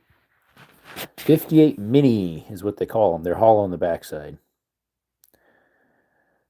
58 caliber projectile. That's what this is. Jamungus. It's a 400 and what was it? 420 grain? 500 grain? I think it was a 500 grain projectile, if I recall. I measured them out. So we got 70 grains of black powder equivalent in here. Most people start out with like 68, I think, all the way up to, you can go up to, was it 87 grains? I don't want to run 87 in there for a starter, so I got 70 in here. But yeah, it's a breech loader. It's not a rolling block or a trap door. It's got a little side thing that swings open. That little thing right there, you push that little button right there, and it swings towards the wall. Then you slide it in. This isn't a hex bill, but you're saying the one you're talking about is? Probably black powder, then if it's 1820s, that'd have to be.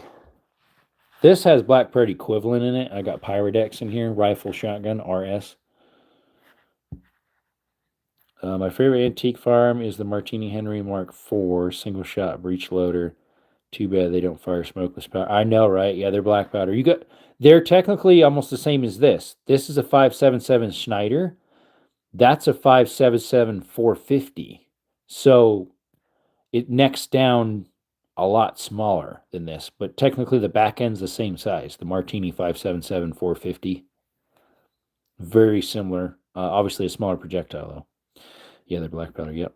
Yeah, this is a 5.77 monster. Yep. 58 caliber. She's pretty big. She's pretty heavy too. Like she's front heavy. Yeah, I put the this stuff here in it. Right. Well, that one's pistol because it's got a P on it. That one there. That one's shotgun and rifle. RS. Great candidate for a bird's head grip. What would? What would be a great candidate for a bird's head grip? A 50 cal? The hexagon barrel 50 cal Hawken he was talking about? That'd be weird. That little thing I just did a short on the other day. The little 22 single shot Stevens, been refinished a long time ago. In really good shape. Little 22. I shoot the 22 CBs and 22 shorts in it so they're not overpowered because that's from like 1905 or something like that. Stevens. J. Stevens A&T Company, which I have another one that's the same brand. It's a single shot 25 rimfire. Very good peach microwave wins. Right there's a 25 rimfire with a veneer sight on the back. It's a little dusty. 25 rimfire. I make it myself out of 17 WSM. I also have 2 boxes of acquired stuff. Remember CC Stingers and 22 LR? I have some. I've got some boxes of Stingers back in there. Right there. Right here. Right there, mate. They go 1,640 feet per second. Those were my fastest rounds until I acquired something the other day that I haven't showed you yet. So far as I knew, those were about the fastest projectiles a 22 could fire. Because I don't think even mini mags are that fast. But take a look at these. Look how fast these go. 1,706. These are even faster. They're 24 grain eco speeds. I just picked up a box to try them out. They're 24 grain, 1,706 feet per second. They be booking it. Yeah, what are mini mags? I think I have one mini mag tray in here. There's another one of Stingers. Here's the mini mags. See, the mini mags are still only 1,235 segmented hollow points.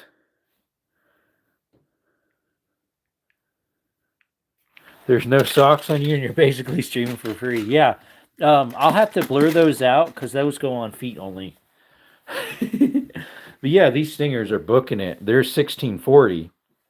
But yeah, these are even faster. Those are 32 grain. These are 24 grain.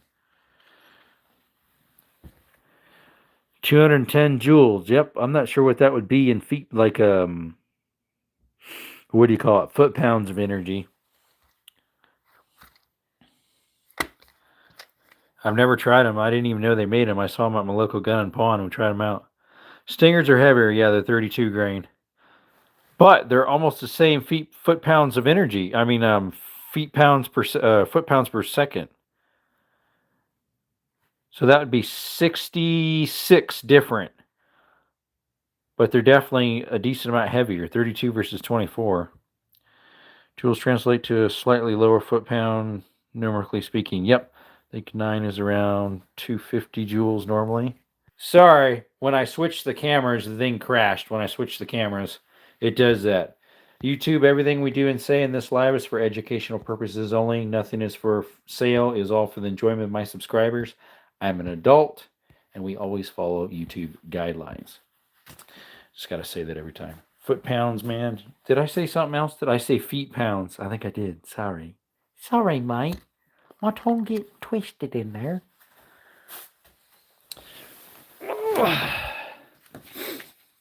Getting all twisted. Feet pounds, yeah. I guess, or maybe I did say feet pounds instead of foot pounds of energy. Somebody goofed. I probably did. We got our feet out. You saw that. The little piggies just hanging out. Wink, wink. Yeah, I don't know. I got those stingers a while ago. I'm trying to remember where I got them. Probably Sportsman's Warehouse out of Fresno when I lived in Cali. I think that's where I got them. Because Walmart didn't sell them anymore. I could have got them from Turner's. Possibly. Because either Turner's or Sportsman's is where I got my ammo from. Sportsman's Warehouse. But yeah, these are fast. These stingers. I've used them a few times. Like this one's got about 10 taken out. And then the other box I think is new. Or is there more than 10? There's 11 taken out. They are the different color. The cases, instead of being brass, they're like that nickel plated. I think they're hollow point too. Copper plated hollow points. Yep. Copper plated hollow points. Yep. Right there, mate. Little booger. Little booger.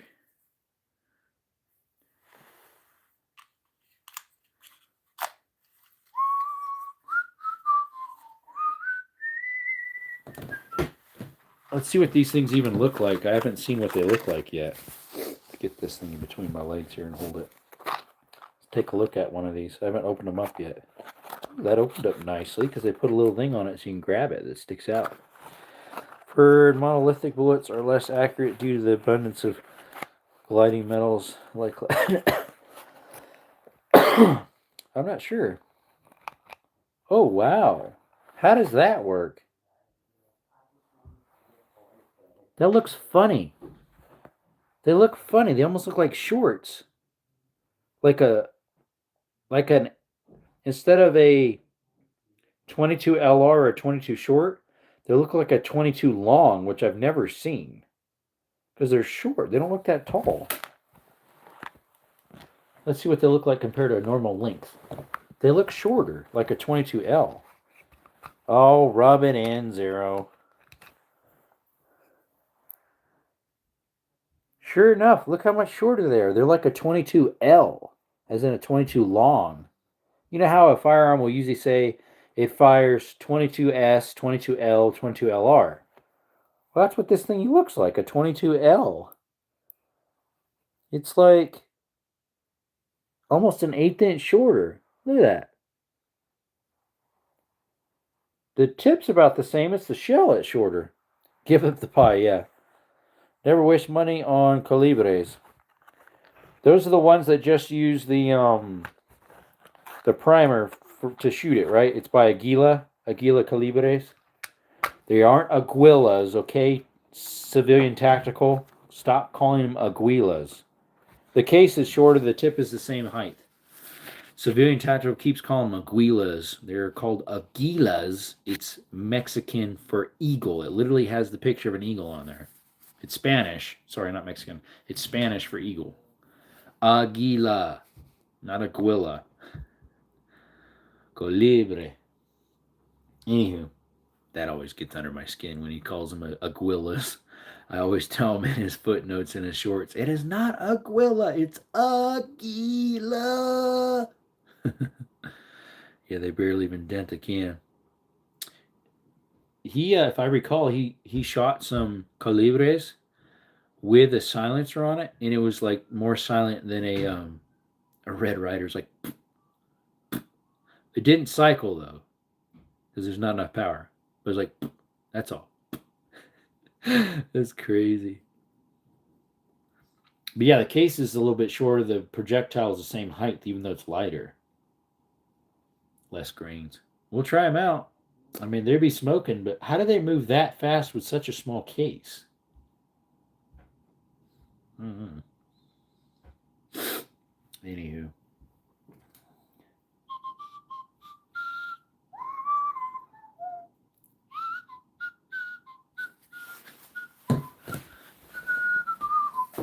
Let's see here. Switch the camera.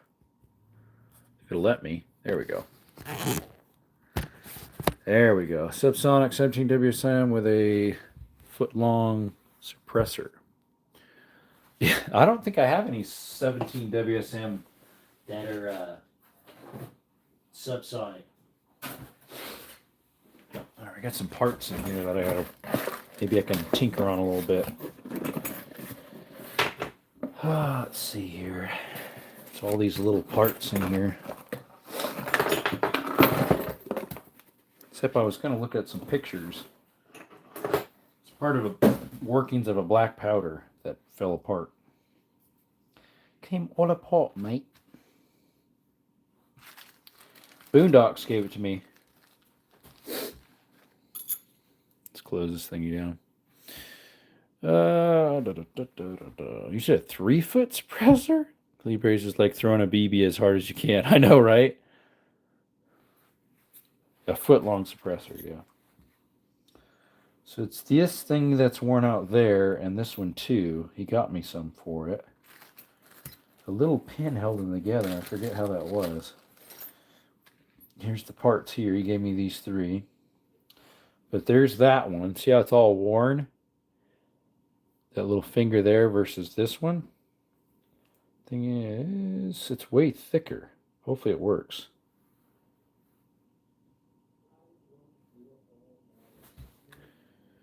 Is that bloody milk on the table? Milk? No, that's like cleaner stuff. This.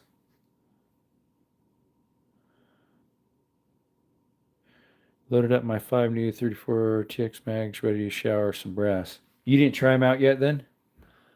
Pumps using low pressure stuff work well from suppressors.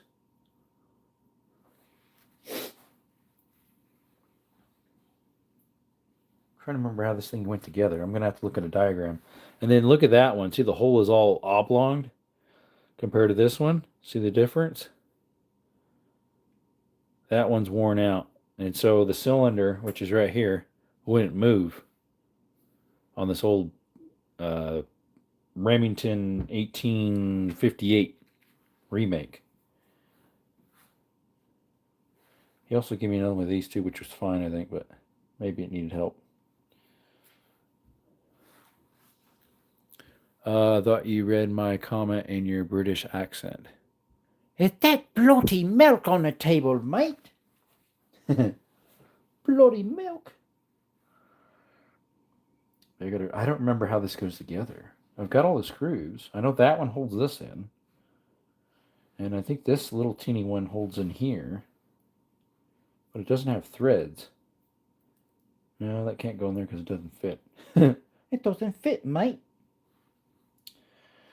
I know what I need, what I'm messing with down in this box. Wood is not a firearm, but YouTube will call it a firearm, so probably can't mess with it. It's an old black powder from the 80s, but it's black powder, so. Not yet, hoping on Monday. Yep. Gotta hop off, take care of y'all, enjoy your stream. Yeah, we're probably gonna get off here shortly ourselves. Because I need to see if I can maybe put this thing together. I don't know. We'll see. That's the hammer. It's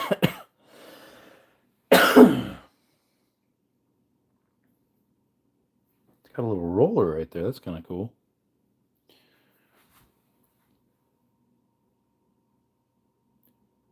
Tutorial time? Yeah, I need to get my tablet out.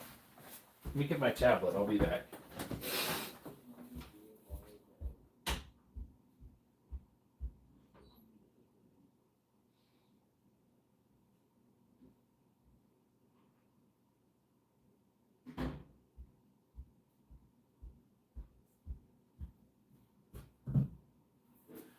All right, let me see here. Let's bring up YouTube on my tablet here.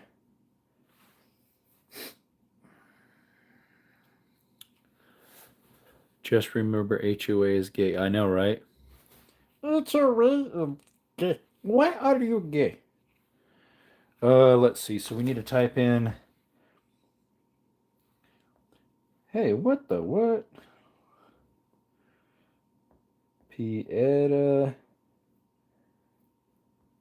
1858 assembly. There we go.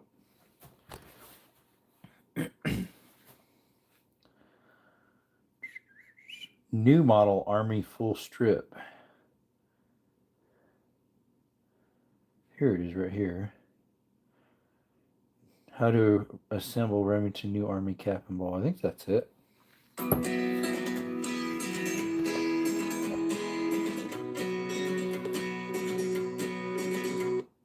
There we go.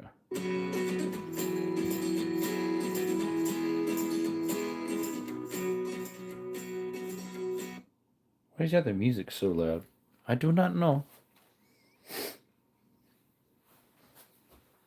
I do not know.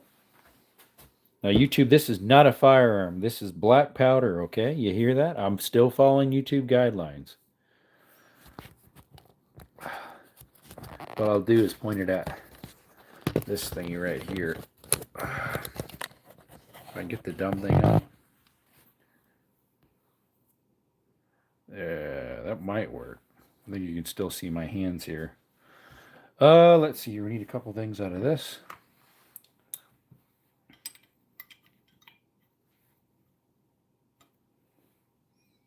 This is a video, YouTube, okay?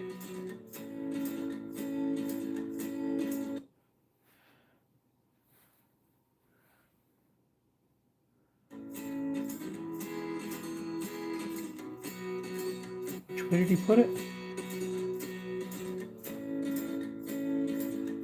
I need to explain it instead of just pointing a little finger and telling me how things don't go and do go.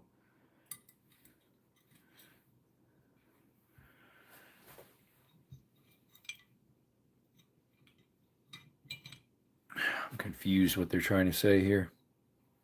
Let's bring up another one. He doesn't say anything. He's just going by video. And you don't understand what he's trying to tell you. Let's see. Was that this one? Oh, that was another one. Hey everybody, it's time for us to Hi. what everything been clean, Clean, shiny after shiny. So now let's put it together. Mine's longer than that one. That we're going to put the hammer. This is a video, YouTube. You know, of course, to screw everything, you know, together, the hand to the hammer. So I'm going to put just a little bit of a dam, some lube. Some lube? Did you say some lube? Where's my lube tube?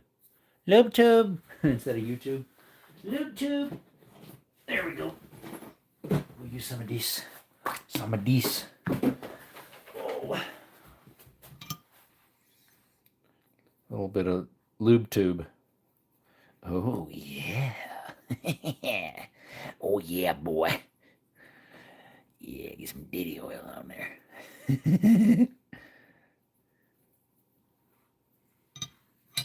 Where's my rag? Where's my rag? I need a rag, mate. Where's my rag? Oh, where my rags went. Okay. That's going to help with. Oh, help with. Everything that goes. I used more like an oil, it looks like. I'm using this case prep stuff. First step we're going to do. First step. Go ahead. Slide in the hammer. Si, senor. As you can tell, YouTube, that is a video. Then, you look, right here, there's a slot. So have the hand facing this way. Slide that in. Uh-huh. Alright. Okay, hold it. Wait a minute. Wait a minute. So we get that. Wait a minute.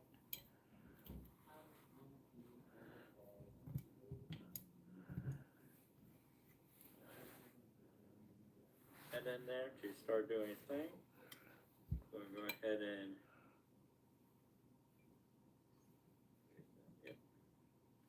smash that up.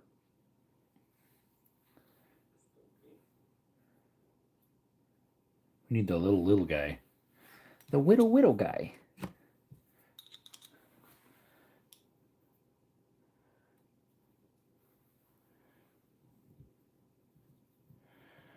have to tell Boondocks that I got his part kit, if it's going to work or not. I hope so.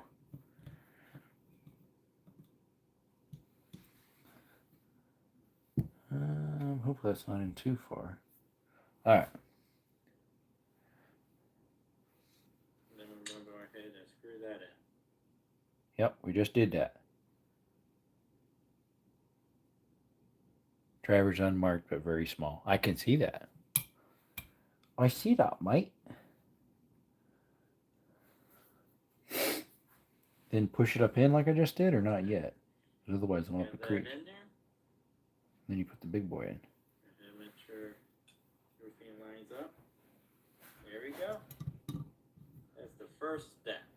Right, the next step is you need to go ahead and screw in the hammer. Yep, that's what I thought. So, that's what I thought. What you do, match it up. There we go. Ooh, nice. Nice. All right, what's next? I'm ahead of the game here. Speed up, brother. Work with your fingers because these are Italian screws. So go ahead and get it worked in first. Uh-huh. Once you get it worked in. Working. You get to go ahead.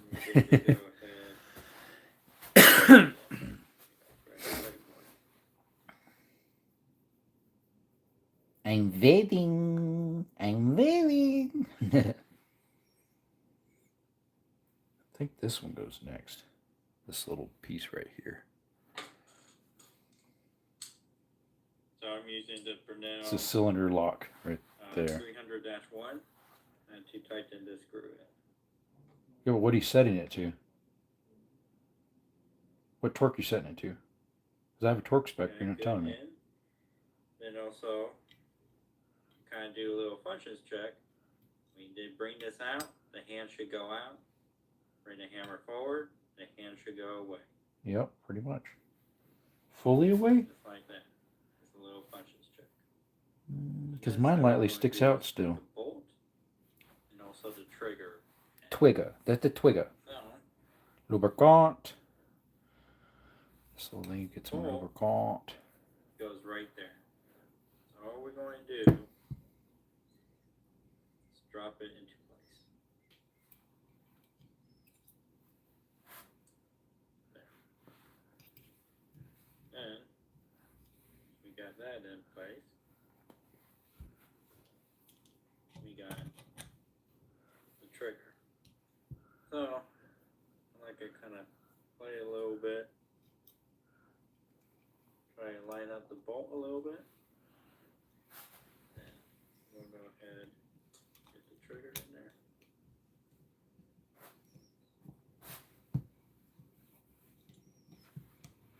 That lines up.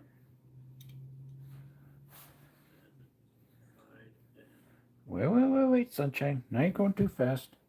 Hold up. Wait a minute. Something ain't right. This one's too fat. Huh. Ah, see, this one is fatter, so it's not fitting. The pushing thing right there. Okay, guess what that means.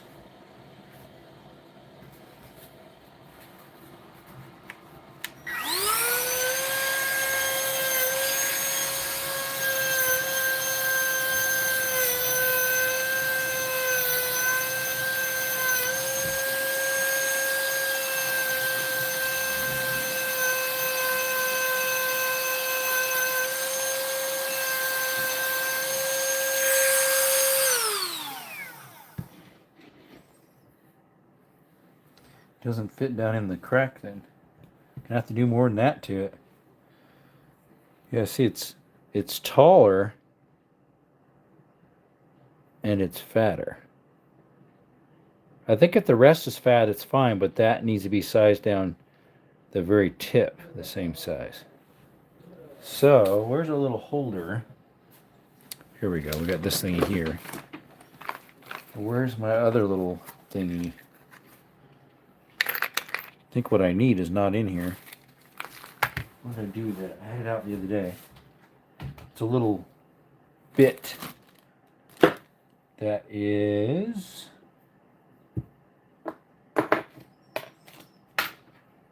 buggers.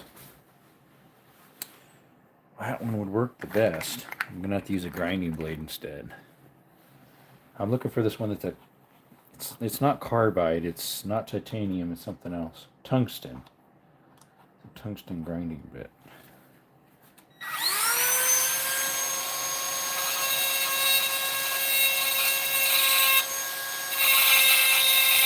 This is some hard carbon steel.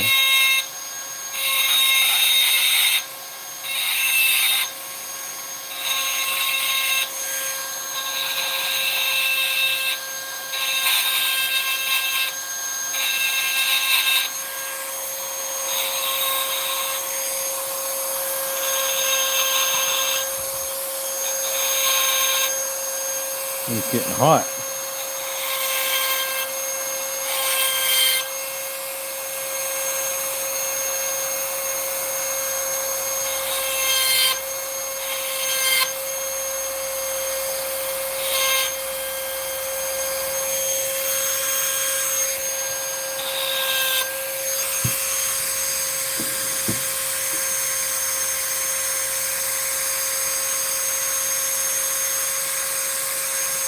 Hold it with some pliers.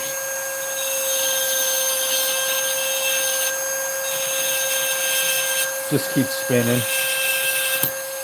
Stupid, man.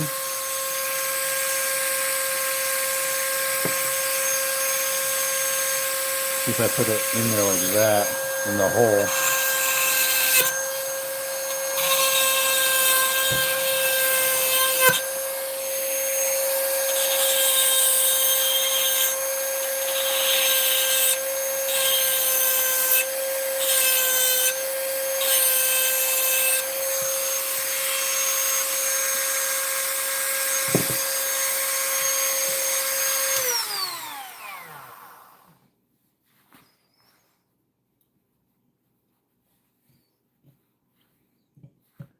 Okay, it fits, but it's a little rough, so we'll use the buffer wheel that I had on there earlier. It's somewhat of a buffer wheel.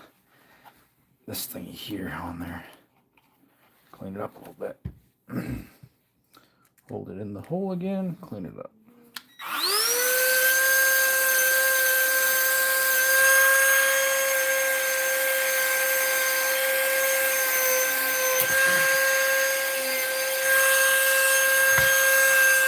Now the inside.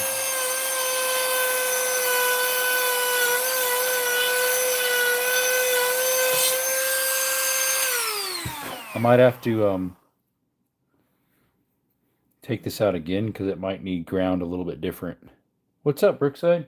I was hoping it was Boondocks. Tell them I'm working on that old Remington and gave me parts for. That black powder.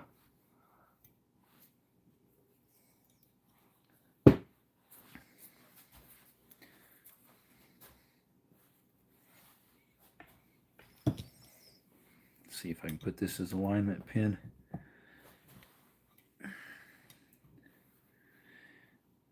Is it a different length though too? I mean, if it's a different length, that ain't gonna work at all then. Because the hole ain't lining up. It's acting like it's too long as well. Oh my, that's way different, guys. That ain't gonna work. Look at this. Look. Look at this. This is not going to work. Look at that. Way different length.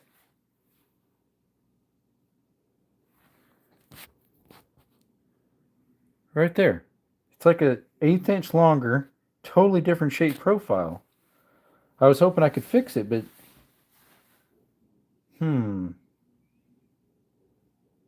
there's a couple things that aren't working with it, so maybe it wasn't the right kit after all. I think this will work. The spring there. This thing I think will, but it will need to shorten the paw. This is the old one. No, there's more than Dremel work. That's the thing. I'm pretty sure it would need more because pretty sure it'd need more than Dremel work. Which I have one right here that I've been working with. Because even the profile of the setback of all this is totally different. Look, if I line up the screw holes, look at that. So it's not even lined up there. And then this side here, look at that. See, I did a little Dremel work to make this skinnier because it was fat. But it's totally different alignment. Like, it wouldn't have enough meat to grab onto anything hardly. It only had this teeny little nub. Sorry, it keeps switching back from camera to camera. Stupid thing.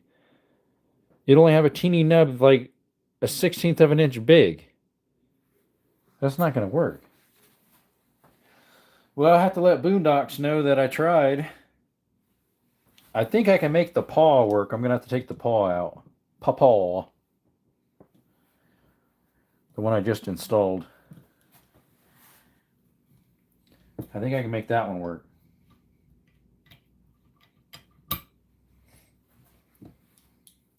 Which is this thing. Pretty sure I can make that one work. That's the old one. The one that was worn out. I mean, maybe I could put the old one back in, because the thing that was more worn, even though that paw is too. Let's see if I can line these up. They're a little bit different shape, but I can mess with that with the Dremel tool. That's very little. That's normal to do a little bit of mill work like that. So let's put alignment tool in there, just a Dremel tool bit to get them the same. Yeah, so that needs a little shaping. Very little though. Because when you're supposed to have it when the hammer's closed, that's not supposed to be sticking out, and it's slightly sticking out. But where's my Dremel bit? I had one out here that's a carbide bit. I'm just trying to remember where I stuck it.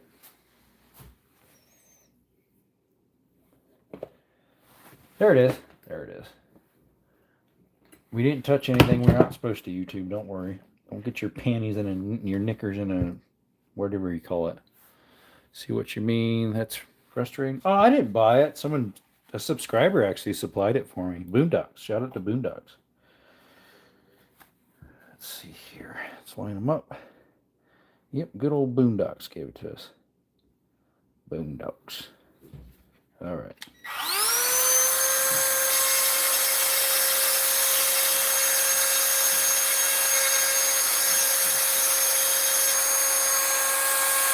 Use the old one as a pattern.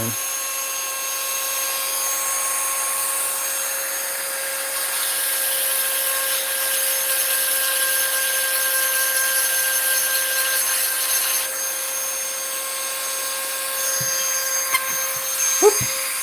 He doesn't want to stay up.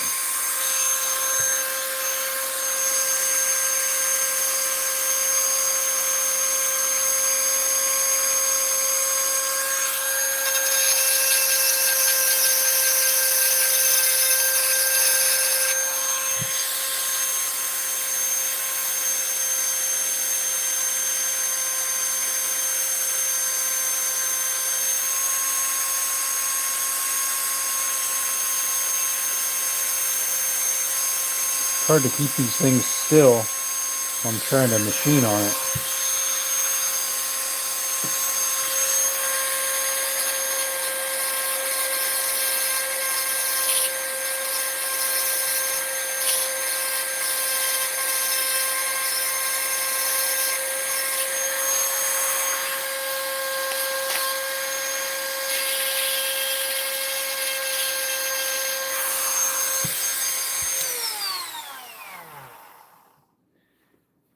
All right, let's give that a whirl. He said I'd have to do some machining, but that other one's just the wrong size altogether. Line up the bottoms, get the holes decently lined up. It's hard to line them up because the holes are all oblonged on that one and round like it should be on the other one. So if I center that hole in the oblong hole, it still puts us at too long still, but that is worn. So what I might have to do is put this one in and out a few times just to make sure it'll work.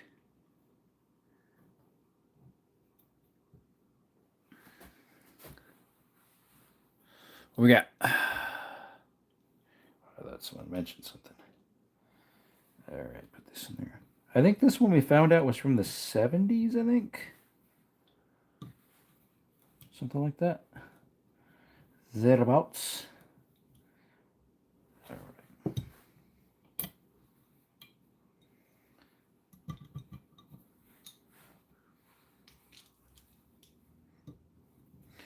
It's a black powder, so it's not a firearm. Okay, when it's pushed in all the way, it's not supposed to be sticking out, and it is currently.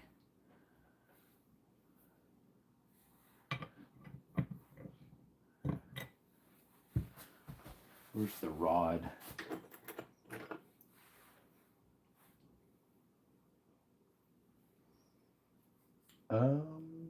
Here it is.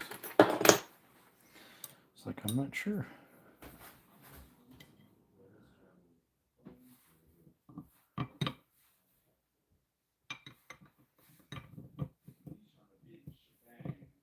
Yeah, it's still sticking out like by a 32nd of an inch or so. So it still needs to shape a little bit more. Still needs a little bit more work, my friends.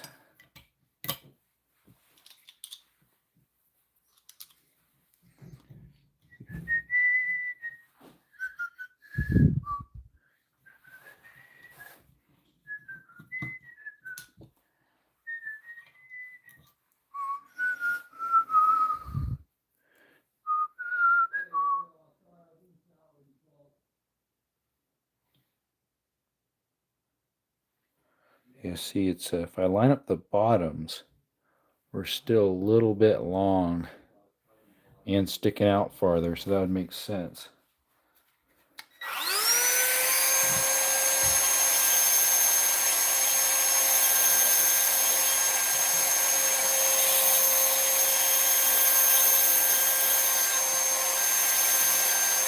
And the shorter I make it, the more it makes that not in there anymore. What's up, work? Thanks for the coins.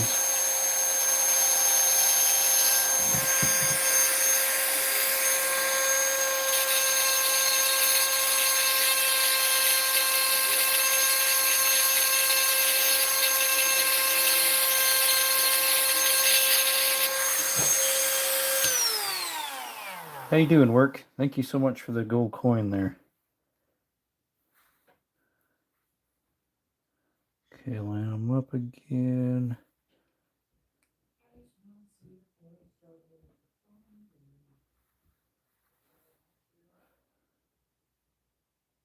I need to make it more flat. And right now it's at an angle like this, and it needs to be more flat. You don't know much about guns?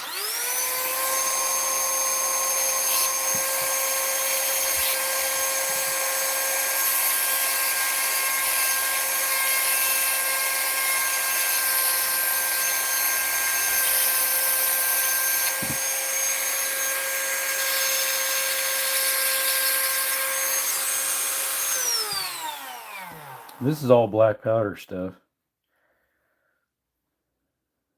So it's not really a firearm. Well, it isn't according to you, guidelines of ATF. It is not a firearm.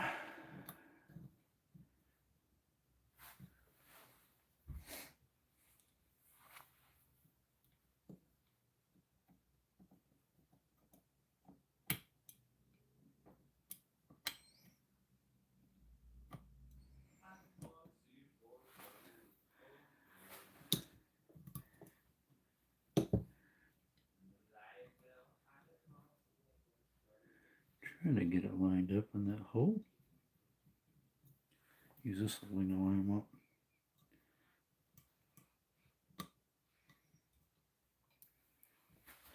Had it somewhat lined up, and then it jiggled around. There we go. Let's see.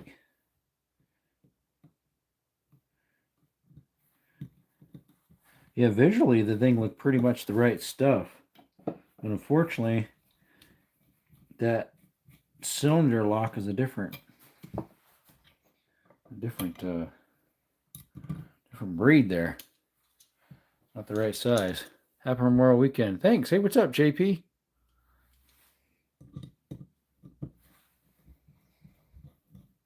You guys do anything for the weekend? Still sticking out a little bit.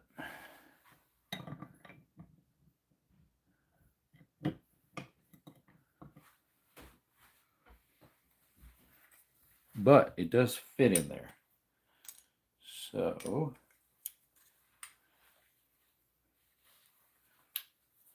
know if it'll rotate, but it does fit.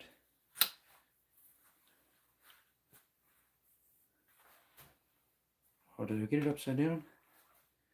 I could have.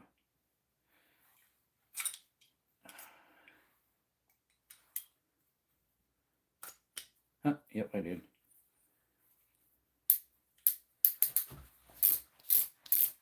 How's that sound? Tested out my can on a few things today. It was pretty fun. Working on my truck tomorrow, nothing special that I know of. That's working pretty good.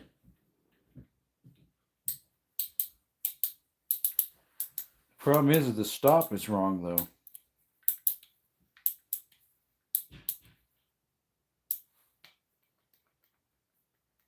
Well, that seems like it has a pile of play in the cylinder. But yeah, this thingy's wrong. So this is the old one, which maybe works. It's a totally different style. And when you line them up, see the difference in length?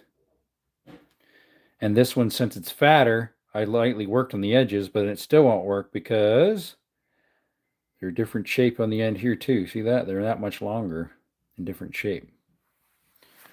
Went live with Twin Gen earlier today. Had a pretty good time. Nice. Yes, it locks the cylinder on the bottom. Correct. I'm going to try the old one that was in there. I mean, this one is a little worn right there. Funny looking. But it might still work because the main piece that was messed up was another one. A different style.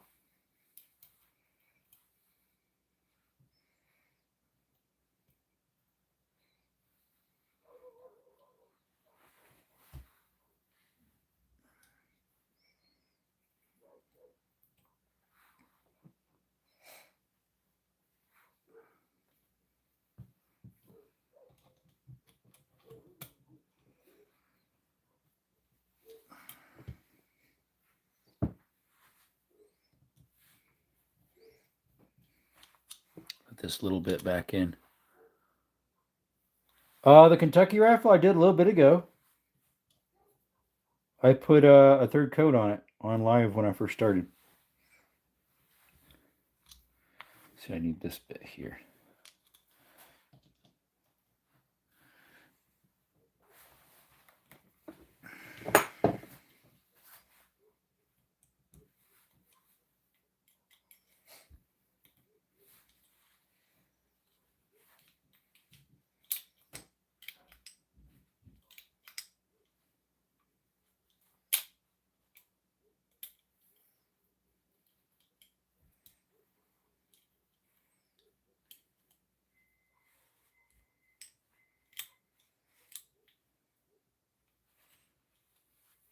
Okay, I don't think I'm supposed to have the cylinder in yet. Because it's causing problemas. A little bit hard to get. There we go. Got it out. Have you ever messed with the CVA build kits? I enjoy those. Just something to tinker with. No, I haven't. Been having issues with that binding. My Rough Rider. Wish I knew more about it, but still haven't figured it out. So the timing's off with it. Timing of it's off. Sounds like. Let's use some of this to clean off this rod. It's got old rosin in the way here. Those drips here are exactly what this is that just was dripping down there. Barkeep. Just don't remember what happened to my rag. I usually have a couple rags sitting around here. I had another one in here, but I guess I used them on something else. So.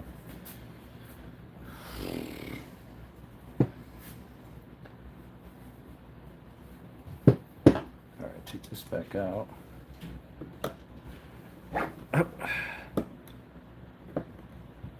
Oh, come on, buggers.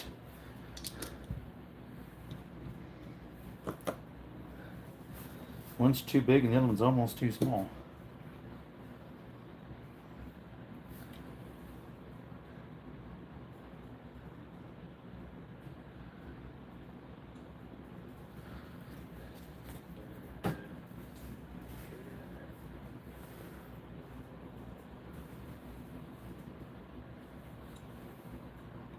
That lines up.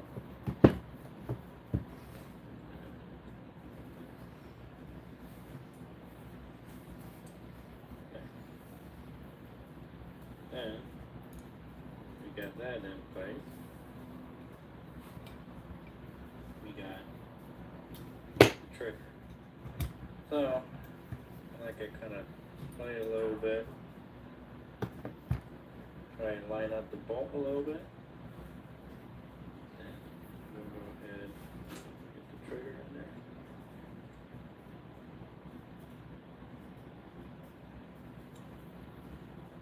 That lines up. Slide in. Bolt.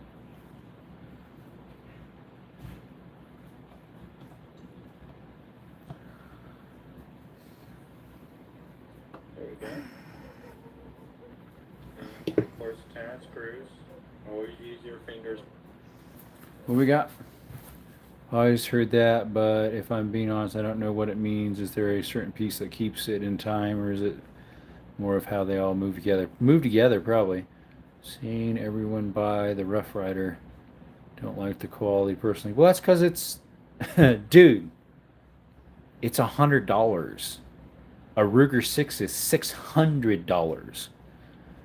If you want something in between, get a Ruger Wrangler. Got to pull the cylinder out and reset it. Could have played depending on the wear.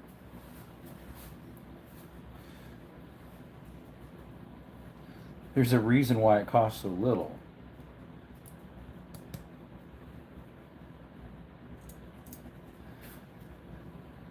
It's like complaining about a 99-cent store item, wishing it was Snap-on quality. Just saying. Just saying, mate.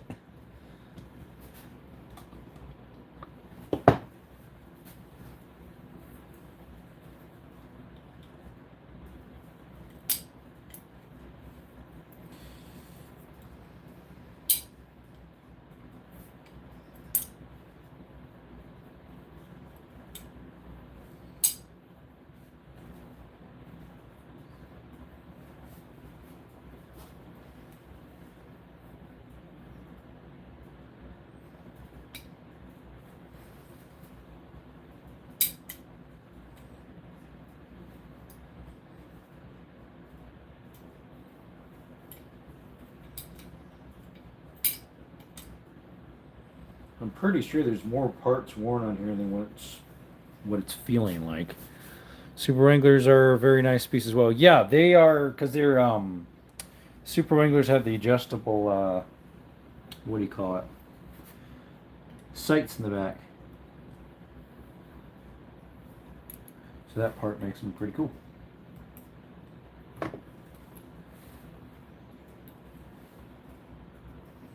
First. Once you get that in good, go ahead and get your Brunel 183. Go ahead. JP really got a lot of enjoyment out of mine for the price. Yeah, I know that's the thing. You pay for what you get, usually. Alright. I mean, you put the spring in. Probably. Let's go ahead and move on to the next step. I'll move on to the The next next step. step is we have the spring. Oh, that. I already put that one in, for actually. The trigger and also the bolt. So we're going to put that in. got 2 screws here. This is the one that got messed up. So we don't need that anymore because we got a new one. We're not going to mess this up because we got better screws in it. So, go ahead, tip this over. This piece right here. The long piece go on there. The short one go on the bolt. And we are going to line this up the hole.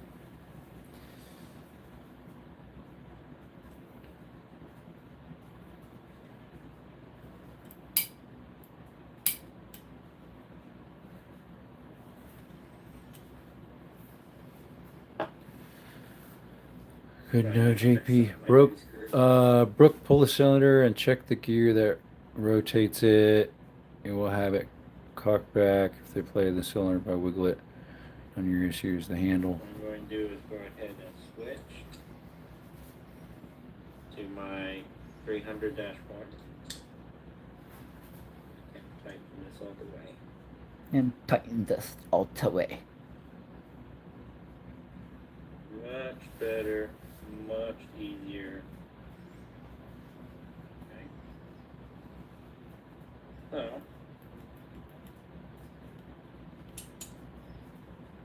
just a quick little punch and check.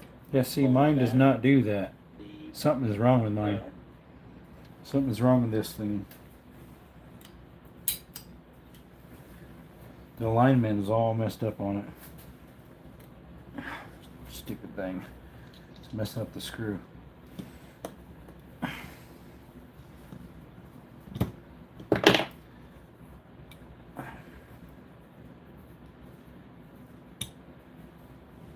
Something's definitely wrong with mine. When you pull that thing back, it doesn't do anything with the trigger. It just kind of sits there.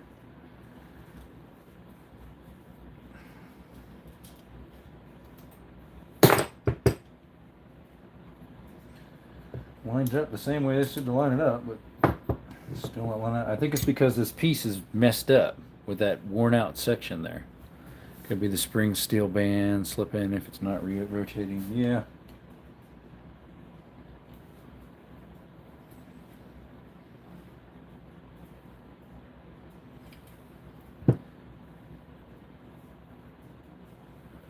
For me on this thing, I think it's because these things are worn.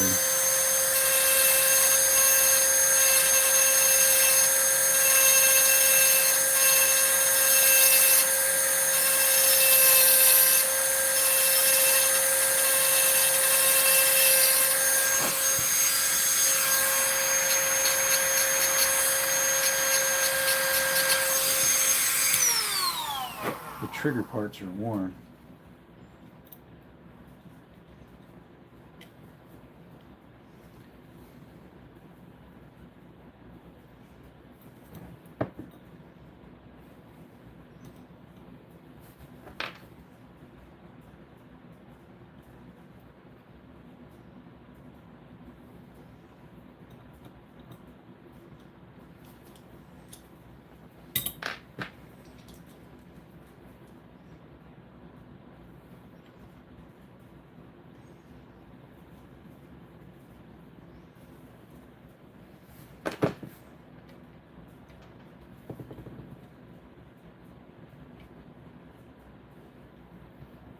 Supposed to be the next one up.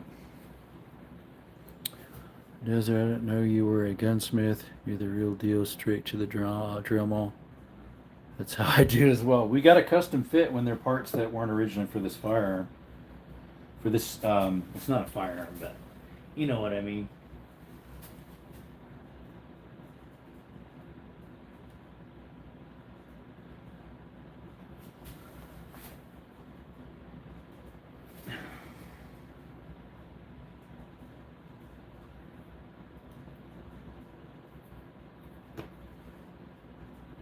Because it's black powder.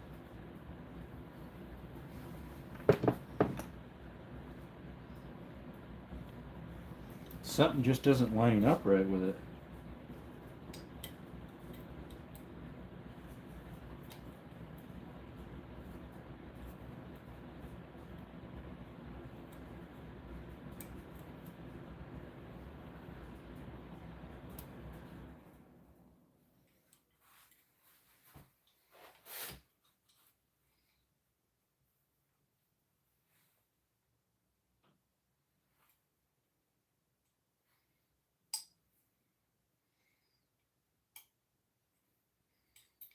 I think there's more parts worn in here than the guy was letting on. That's probably why he sold it so cheap.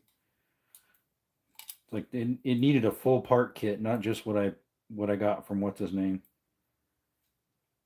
Boondocks.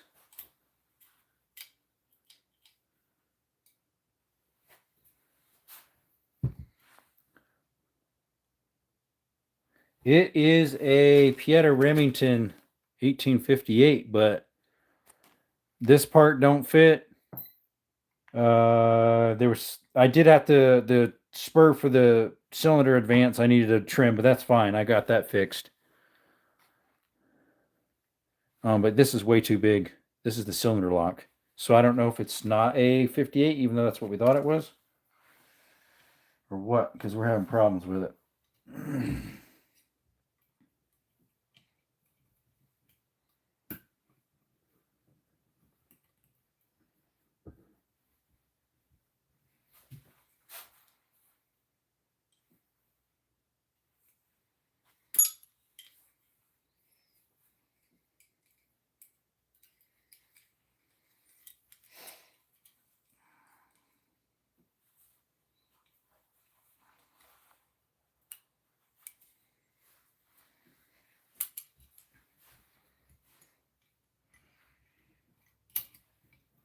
I think it needs a full part kit, not just what he sent me, which was a partial.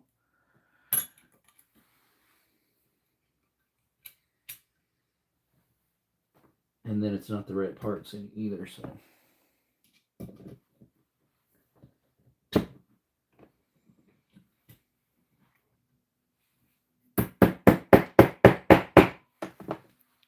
It's not going together right.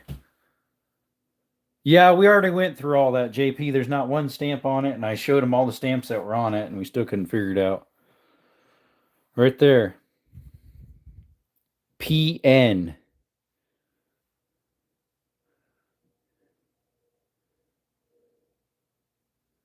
Hey, Planet, how's it going? That's the only mark on the whole black powder.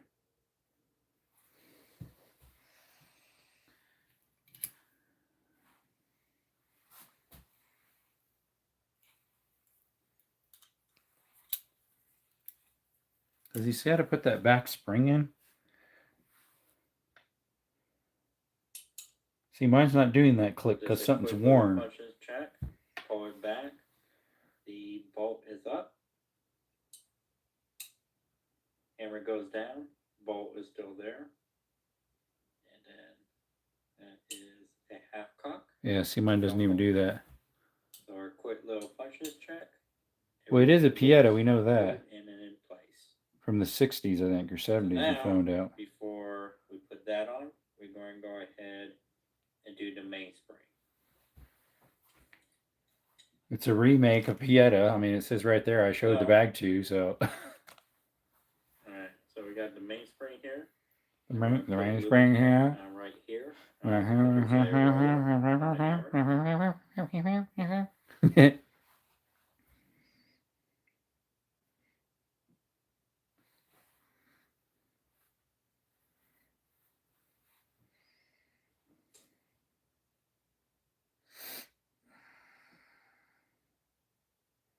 The other guy was way too fast and didn't have any sound. It was just music, and this guy's almost too slow. Put it up on the hammer. Yep.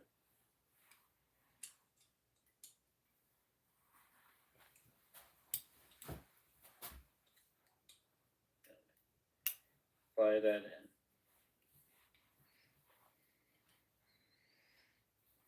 in. It slid right in there. Mine doesn't slide right in there. Get that little tiny screw there.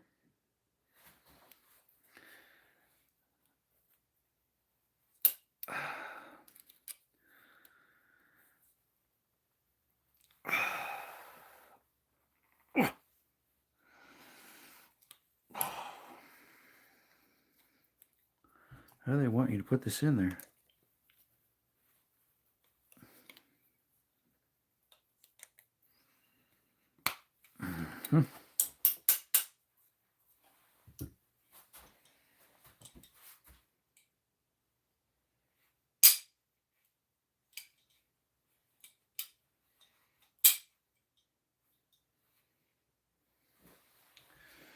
All right, now that the spring's on it, maybe that'll work.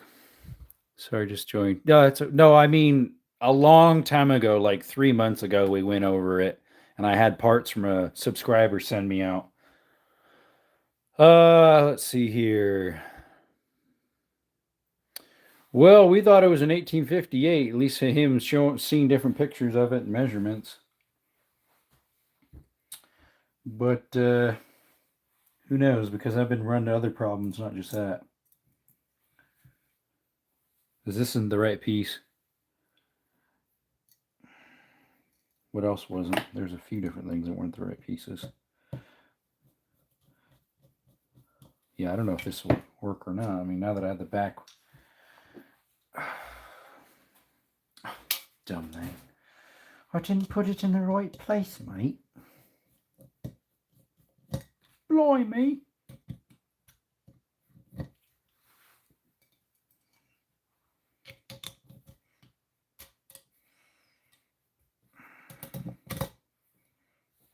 supposed to be underneath, not on top there.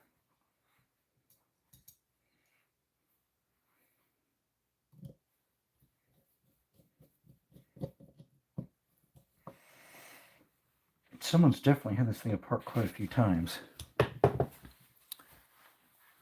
Let's see, 1857, 1858, or 1867, 1868 was my thoughts just from memory. Yeah, I don't know.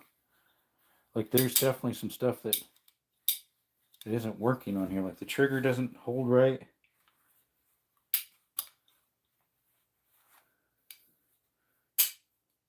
Like, it's just shot, it seems like.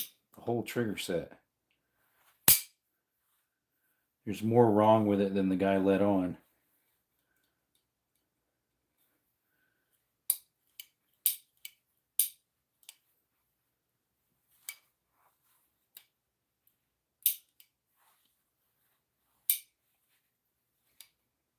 There's just parts that are worn out in it more than he was saying.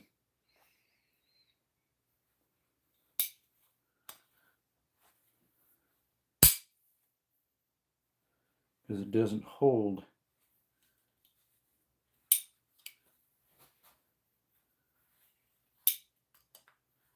Like if I manually hold it, yeah, it works, and then pull it. But then as soon as I took the pressure off, it just collapses. So, I don't know. We're still got to figure this out.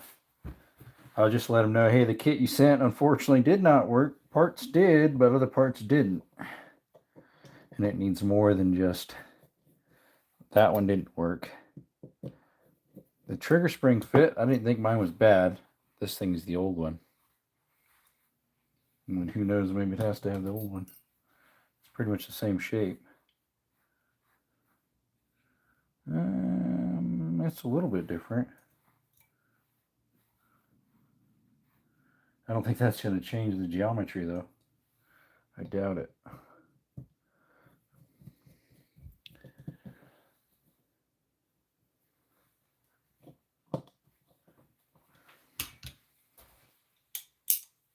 That's it. That part's the wrong part, too. It holds it in the wrong place. Now it works. Let's see if it'll advance the cylinder. See, the worst part was this one. See how oblong that is? So it was jamming. It wouldn't go. That's really what was wrong with it at the beginning. I'm thinking even more so.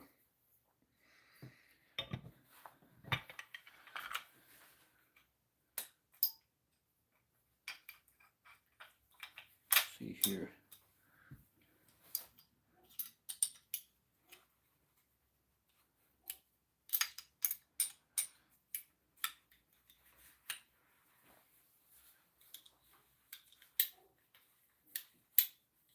Nope. Still not working. Still locked up. Just goes to show something's wrong more than what. It's weird, it works when the cylinder's not in it. But as soon as the cylinder gets in,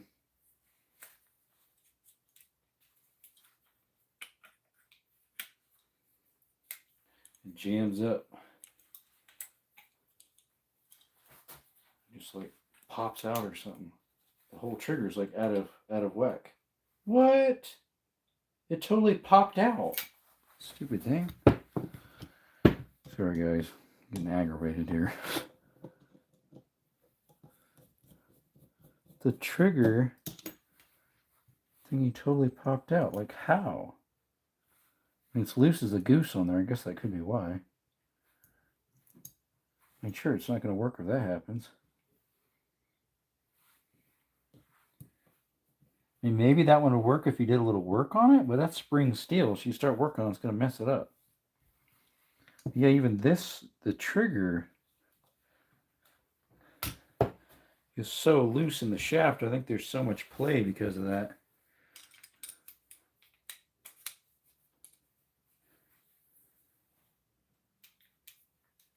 Nope, still locked up.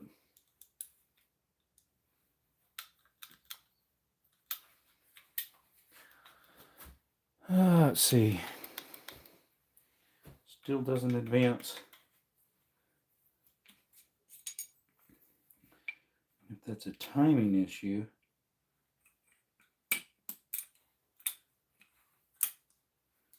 See if I can slide it in when it's pulled back.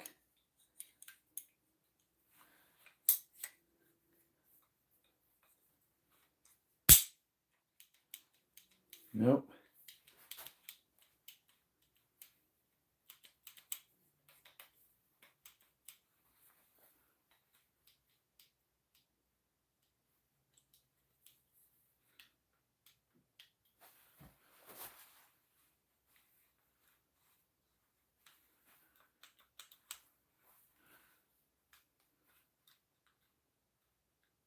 See, there's multiple parts that are worn enough it doesn't drop the cylinder lock.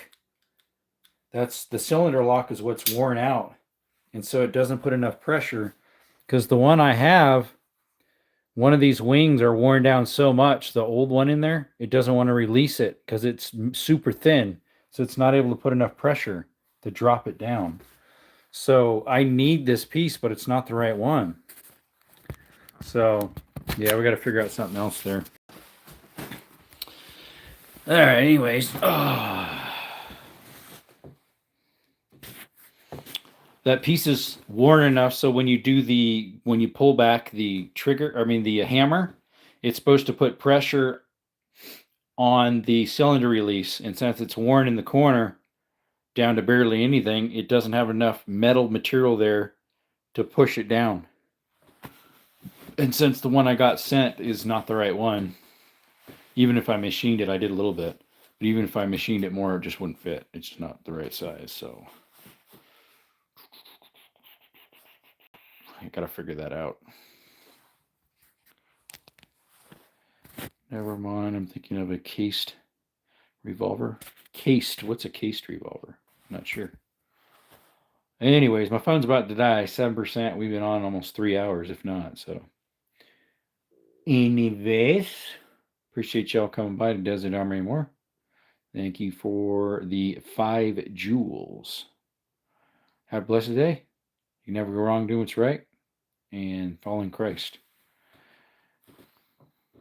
Have a good one, guys. Sorry for getting a little frustrated there. It gets us sometimes, huh? I'm usually a pretty chill guy, so it's not like I was mad, but you could tell I was a little frustrated. Anyways, you have a blessed one. Thanks for coming by. You have a great one too, buddy. Till next time, folks.